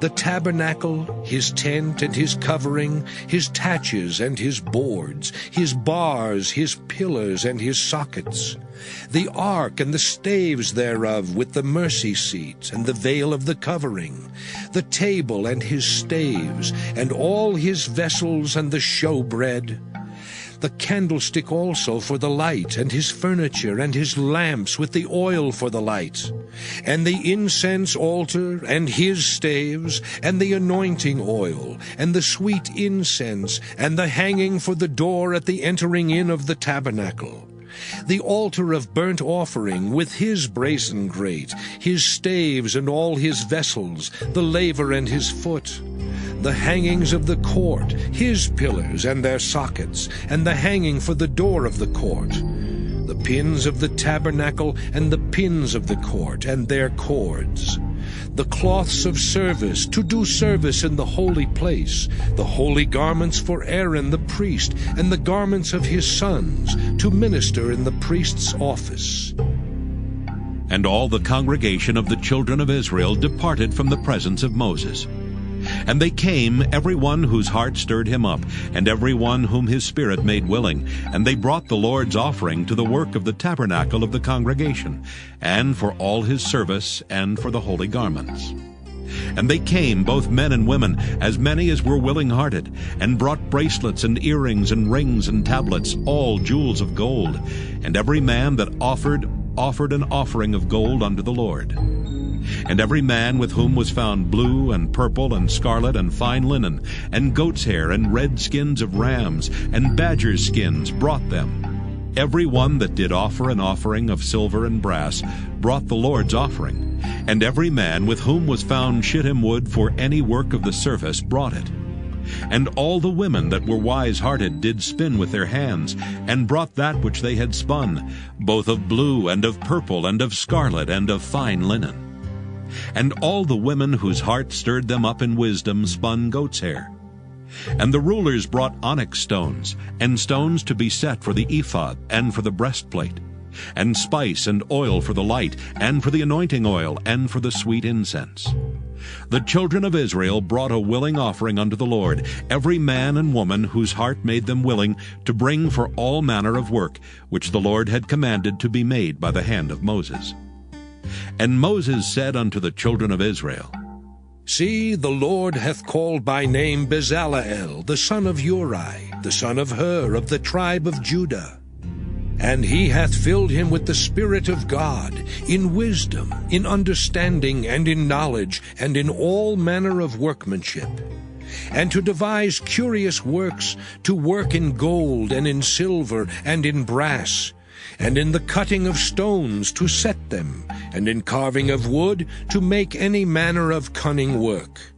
And he hath put in his heart that he may teach, both he and Aholiab the son of Ahisamach, of the tribe of Dan. Them hath he filled with wisdom of heart, to work all manner of work, of the engraver, and of the cunning workman, and of the embroiderer, in blue and in purple, in scarlet and in fine linen, and of the weaver, even of them that do any work, and of those that devise cunning work. Exodus chapter 36. Then wrought Bezaleel and Aholiab, and every wise-hearted man in whom the Lord put wisdom and understanding, to know how to work all manner of work for the service of the sanctuary, according to all that the Lord had commanded. And Moses called Bezaleel and Aholiab, and every wise-hearted man, in whose heart the Lord had put wisdom, even every one whose heart stirred him up, to come unto the work to do it. And they received of Moses all the offering which the children of Israel had brought for the work of the service of the sanctuary, to make it withal.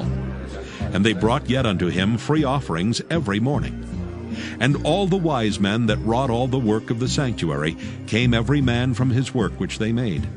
And they spake unto Moses, saying, The people bring much more than enough for the service of the work which the Lord commanded to make.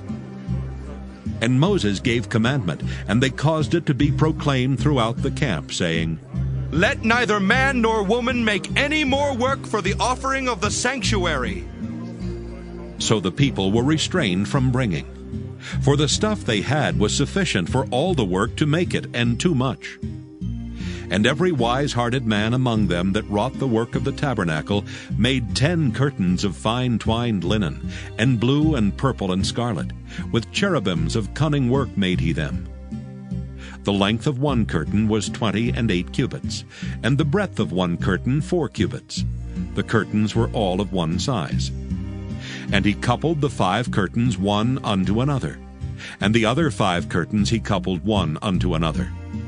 And he made loops of blue on the edge of one curtain from the selvage in the coupling. Likewise he made in the uttermost side of another curtain in the coupling of the second. 50 loops made he in one curtain, and 50 loops made he in the edge of the curtain which was in the coupling of the second. The loops held one curtain to another. And he made 50 taches of gold, and coupled the curtains one unto another with the taches. So it became one tabernacle. And he made curtains of goat's hair for the tent over the tabernacle. 11 curtains he made them. The length of one curtain was 30 cubits, and 4 cubits was the breadth of one curtain. The 11 curtains were of one size. And he coupled 5 curtains by themselves, and 6 curtains by themselves. And he made 50 loops upon the uttermost edge of the curtain in the coupling, and 50 loops made he upon the edge of the curtain which coupleth the second. And he made 50 taches of brass to couple the tent together, that it might be one. And he made a covering for the tent of ram's skins dyed red, and a covering of badger's skins above that. And he made boards for the tabernacle of shittim wood standing up. The length of a board was 10 cubits, and the breadth of a board 1 cubit and a half. One board had 2 tenons, equally distant from one another. Thus did he make for all the boards of the tabernacle. And he made boards for the tabernacle, 20 boards for the south side southward. And 40 sockets of silver he made under the 20 boards, 2 sockets under one board for his 2 tenons, and 2 sockets under another board for his 2 tenons. And for the other side of the tabernacle, which is toward the north corner, he made 20 boards, and there 40 sockets of silver, 2 sockets under one board, and 2 sockets under another board. And for the sides of the tabernacle westward he made 6 boards, and 2 boards made he for the corners of the tabernacle in the 2 sides. And they were coupled beneath, and coupled together at the head thereof, to one ring. Thus he did to both of them in both the corners. And there were 8 boards, and their sockets were 16 sockets of silver, under every board 2 sockets. And he made bars of shittim wood, 5 for the boards of the one side of the tabernacle, and 5 bars for the boards of the other side of the tabernacle, and 5 bars for the boards of the tabernacle for the sides westward. And he made the middle bar to shoot through the boards from the one end to the other. And he overlaid the boards with gold, and made their rings of gold to be places for the bars, and overlaid the bars with gold. And he made a veil of blue and purple and scarlet and fine twined linen. With cherubims made he it of cunning work. And he made thereunto 4 pillars of shittim wood, and overlaid them with gold. Their hooks were of gold, and he cast for them 4 sockets of silver. And he made an hanging for the tabernacle door of blue and purple and scarlet and fine twined linen of needlework. And the 5 pillars of it with their hooks, and he overlaid their chapiters and their fillets with gold. But their 5 sockets were of brass. Exodus chapter 37. And Bezaleel made the ark of shittim wood. 2 cubits and a half was the length of it, and 1 cubit and a half the breadth of it, and 1 cubit and a half the height of it. And he overlaid it with pure gold within and without, and made a crown of gold to it round about.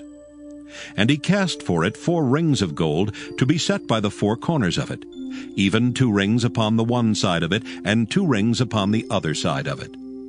And he made staves of shittim wood, and overlaid them with gold. And he put the staves into the rings by the sides of the ark, to bear the ark. And he made the mercy seat of pure gold. 2 cubits and a half was the length thereof, and 1 cubit and a half the breadth thereof. And he made 2 cherubims of gold. Beaten out of 1 piece made he them, on the 2 ends of the mercy seat. 1 cherub on the end on this side, and another cherub on the other end on that side. Out of the mercy seat made he the cherubims on the 2 ends thereof. And the cherubims spread out their wings on high, and covered with their wings over the mercy seat, with their faces one to another. Even to the mercy seatward were the faces of the cherubims. And he made the table of shittim wood. 2 cubits was the length thereof, and 1 cubit the breadth thereof, and 1 cubit and a half the height thereof. And he overlaid it with pure gold, and made thereunto a crown of gold round about. Also he made thereunto a border of an handbreadth round about, and made a crown of gold for the border thereof round about. And he cast for it 4 rings of gold, and put the rings upon the 4 corners that were in the 4 feet thereof. Over against the border were the rings, the places for the staves to bear the table. And he made the staves of shittim wood, and overlaid them with gold to bear the table. And he made the vessels which were upon the table, his dishes and his spoons and his bowls, and his covers to cover withal of pure gold. And he made the candlestick of pure gold. Of beaten work made he the candlestick. His shaft and his branch, his bowls, his knops and his flowers were of the same. And 6 branches going out of the sides thereof. 3 branches of the candlestick out of the one side thereof, and 3 branches of the candlestick out of the other side thereof. 3 bowls made after the fashion of almonds in one branch, a knop and a flower. And 3 bowls made like almonds in another branch, a knop and a flower. So throughout the 6 branches going out of the candlestick.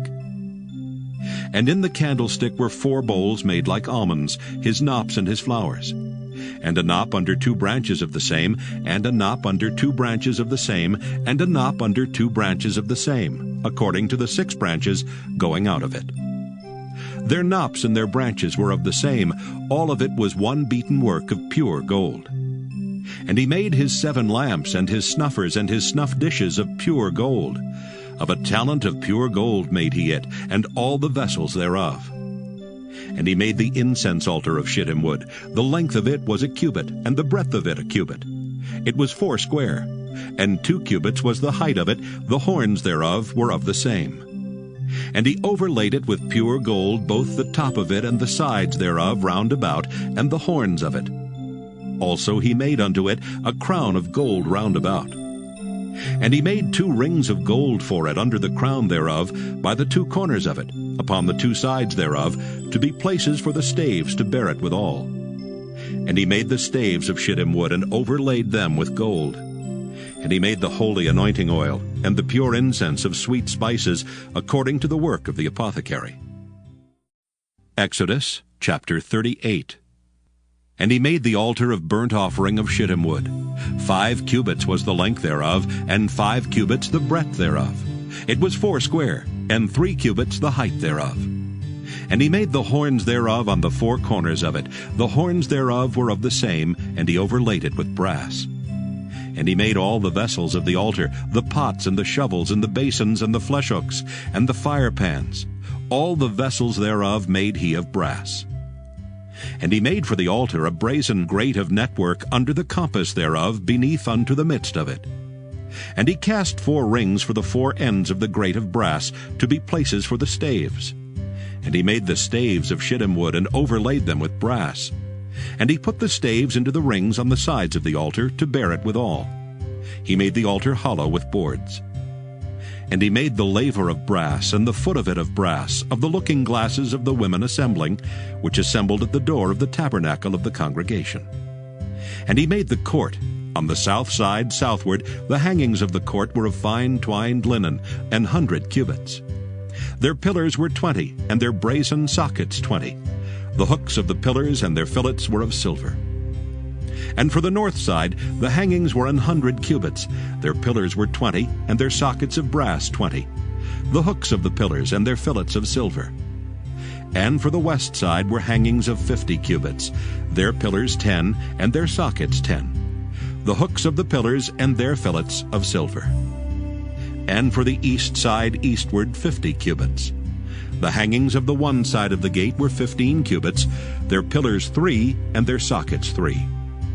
And for the other side of the court gate, on this hand and that hand, were hangings of 15 cubits, their pillars 3, and their sockets 3. All the hangings of the court round about were of fine twined linen. And the sockets for the pillars were of brass, the hooks of the pillars and their fillets of silver, and the overlaying of their chapiters of silver. And all the pillars of the court were filleted with silver. And the hanging for the gate of the court was needlework of blue and purple and scarlet, and fine twined linen. And 20 cubits was the length, and the height and the breadth was 5 cubits, answerable to the hangings of the court. And their pillars were 4, and their sockets of brass 4, their hooks of silver, and the overlaying of their chapiters and their fillets of silver. And all the pins of the tabernacle and of the court round about were of brass. This is the sum of the tabernacle, even of the tabernacle of testimony, as it was counted, according to the commandment of Moses, for the service of the Levites, by the hand of Ithamar, son to Aaron the priest. And Bezalel, the son of Uri, the son of Hur, of the tribe of Judah, made all that the Lord commanded Moses. And with him was Aholiab, son of Ahisamach, of the tribe of Dan, an engraver, and a cunning workman, and an embroiderer in blue and in purple and in scarlet and fine linen. All the gold that was occupied for the work and all the work of the holy place, even the gold of the offering, was 29 talents and 730 shekels, after the shekel of the sanctuary. And the silver of them that were numbered of the congregation was 100 talents, and 1,763 shekels, after the shekel of the sanctuary. A beka for every man, that is, half a shekel, after the shekel of the sanctuary, for every one that went to be numbered, from 20 years old and upward, for 600,000 and 3,550 men. And of the 100 talents of silver were cast the sockets of the sanctuary, and the sockets of the veil, 100 sockets of the 100 talents, a talent for a socket. And of the 1,775 shekels, he made hooks for the pillars, and overlaid their chapiters, and filleted them. And the brass of the offering was 70 talents, and 2,400 shekels. And therewith he made the sockets to the door of the tabernacle of the congregation, and the brazen altar, and the brazen grate for it, and all the vessels of the altar, and the sockets of the court round about, and the sockets of the court gate, and all the pins of the tabernacle, and all the pins of the court round about. Exodus chapter 39. And of the blue and purple and scarlet they made cloths of service, to do service in the holy place, and made the holy garments for Aaron, as the Lord commanded Moses. And he made the ephod of gold, blue, and purple, and scarlet, and fine twined linen. And they did beat the gold into thin plates, and cut it into wires, to work it in the blue, and in the purple, and in the scarlet, and in the fine linen, with cunning work. They made shoulder pieces for it, to couple it together. By the 2 edges was it coupled together. And the curious girdle of his ephod that was upon it was of the same, according to the work thereof, of gold, blue, and purple, and scarlet, and fine twined linen, as the Lord commanded Moses. And they wrought onyx stones enclosed in ouches of gold, graven, as signets are graven, with the names of the children of Israel. And he put them on the shoulders of the ephod, that they should be stones for a memorial to the children of Israel, as the Lord commanded Moses. And he made the breastplate of cunning work, like the work of the ephod, of gold, blue, and purple, and scarlet, and fine twined linen. It was 4 square. They made the breastplate double. A span was the length thereof, and a span the breadth thereof, being doubled. And they set in it 4 rows of stones. The first row was a sardius, a topaz, and a carbuncle. This was the first row. And the second row an emerald, a sapphire, and a diamond. And the third row a ligure, an agate, and an amethyst. And the fourth row a beryl, an onyx, and a jasper. They were enclosed in ouches of gold in their enclosings. And the stones were according to the names of the children of Israel, 12, according to their names, like the engravings of a signet, every one with his name according to the 12 tribes. And they made upon the breastplate chains at the ends of wreathen work of pure gold. And they made 2 ouches of gold and 2 gold rings, and put the 2 rings in the 2 ends of the breastplate. And they put the 2 wreathen chains of gold and the 2 rings on the ends of the breastplate. And the 2 ends of the 2 wreathen chains they fastened in the 2 ouches, and put them on the shoulder pieces of the ephod before it. And they made 2 rings of gold, and put them on the 2 ends of the breastplate, upon the border of it, which was on the side of the ephod inward. And they made 2 other golden rings, and put them on the 2 sides of the ephod underneath, toward the forepart of it, over against the other coupling thereof, above the curious girdle of the ephod. And they did bind the breastplate by his rings under the rings of the ephod with a lace of blue, that it might be above the curious girdle of the ephod, and that the breastplate might not be loosed from the ephod, as the Lord commanded Moses. And he made the robe of the ephod of woven work, all of blue. And there was an hole in the midst of the robe as the hole of an habergeon, with a band round about the hole, that it should not rend. And they made upon the hems of the robe pomegranates of blue and purple and scarlet and twined linen. And they made bells of pure gold, and put the bells between the pomegranates upon the hem of the robe, round about between the pomegranates. A bell and a pomegranate, a bell and a pomegranate, round about the hem of the robe to minister in, as the Lord commanded Moses. And they made coats of fine linen of woven work for Aaron and for his sons, and a mitre of fine linen, and goodly bonnets of fine linen, and linen breeches of fine twined linen, and a girdle of fine twined linen, and blue and purple and scarlet of needlework, as the Lord commanded Moses. And they made the plate of the holy crown of pure gold, and wrote upon it a writing, like to the engravings of a signet, Holiness to the Lord. And they tied unto it a lace of blue to fasten it on high upon the mitre, as the Lord commanded Moses. Thus was all the work of the tabernacle of the tent of the congregation finished. And the children of Israel did according to all that the Lord commanded Moses, so did they. And they brought the tabernacle unto Moses, the tent and all his furniture, his taches, his boards, his bars, and his pillars, and his sockets. And the covering of ram skins dyed red, and the covering of badger skins, and the veil of the covering, the ark of the testimony, and the staves thereof, and the mercy seat, the table and all the vessels thereof, and the showbread, the pure candlestick, with the lamps thereof, even with the lamps to be set in order, and all the vessels thereof, and the oil for light, and the golden altar, and the anointing oil, and the sweet incense, and the hanging for the tabernacle door, the brazen altar and his grate of brass, his staves and all his vessels, the laver and his foot, the hangings of the court, his pillars and his sockets, and the hanging for the court gate, his cords and his pins, and all the vessels of the service of the tabernacle for the tent of the congregation, the cloths of service to do service in the holy place, and the holy garments for Aaron the priest, and his sons' garments, to minister in the priest's office. According to all that the Lord commanded Moses, so the children of Israel made all the work. And Moses did look upon all the work, and behold, they had done it as the Lord had commanded, even so had they done it. and Moses blessed them. Exodus chapter 40. And the Lord spake unto Moses, saying, On the first day of the first month shalt thou set up the tabernacle of the tent of the congregation. And thou shalt put therein the ark of the testimony, and cover the ark with the veil. And thou shalt bring in the table, and set in order the things that are to be set in order upon it. And thou shalt bring in the candlestick, and light the lamps thereof. And thou shalt set the altar of gold for the incense before the ark of the testimony, and put the hanging of the door to the tabernacle.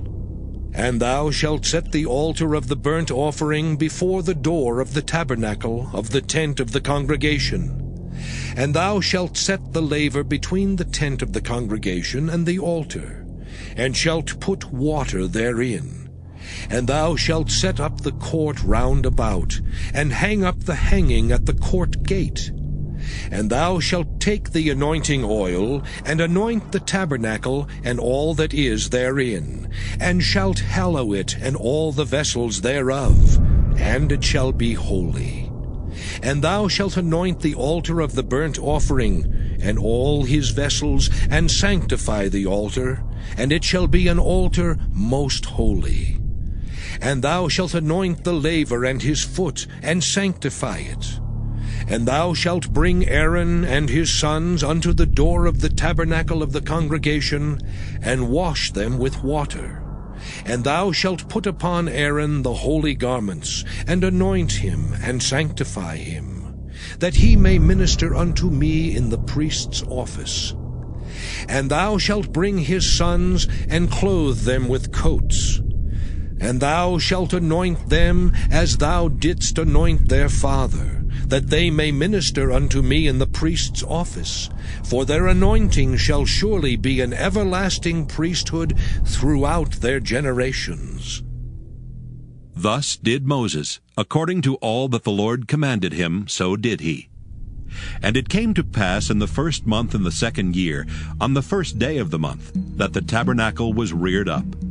And Moses reared up the tabernacle, and fastened his sockets, and set up the boards thereof, and put in the bars thereof, and reared up his pillars. And he spread abroad the tent over the tabernacle, and put the covering of the tent above upon it, as the Lord commanded Moses. And he took and put the testimony into the ark, and set the staves on the ark, and put the mercy seat above upon the ark. And he brought the ark into the tabernacle, and set up the veil of the covering, and covered the ark of the testimony, as the Lord commanded Moses. And he put the table in the tent of the congregation upon the side of the tabernacle northward without the veil. And he set the bread in order upon it before the Lord, as the Lord had commanded Moses. And he put the candlestick in the tent of the congregation over against the table on the side of the tabernacle southward. And he lighted the lamps before the Lord, as the Lord commanded Moses. And he put the golden altar in the tent of the congregation before the veil. And he burnt sweet incense thereon, as the Lord commanded Moses. And he set up the hanging at the door of the tabernacle. And he put the altar of burnt offering by the door of the tabernacle of the tent of the congregation, and offered upon it the burnt offering and the meat offering, as the Lord commanded Moses. And he set the laver between the tent of the congregation and the altar, and put water there to wash withal. And Moses and Aaron and his sons washed their hands and their feet thereat. When they went into the tent of the congregation, and when they came near unto the altar, they washed, as the Lord commanded Moses. And he reared up the court round about the tabernacle and the altar, and set up the hanging of the court gate. So Moses finished the work. Then a cloud covered the tent of the congregation, and the glory of the Lord filled the tabernacle. And Moses was not able to enter into the tent of the congregation, because the cloud abode thereon, and the glory of the Lord filled the tabernacle. And when the cloud was taken up from over the tabernacle, the children of Israel went onward in all their journeys. But if the cloud were not taken up, then they journeyed not till the day that it was taken up. For the cloud of the Lord was upon the tabernacle by day, and fire was on it by night, in the sight of all the house of Israel, throughout all their journeys.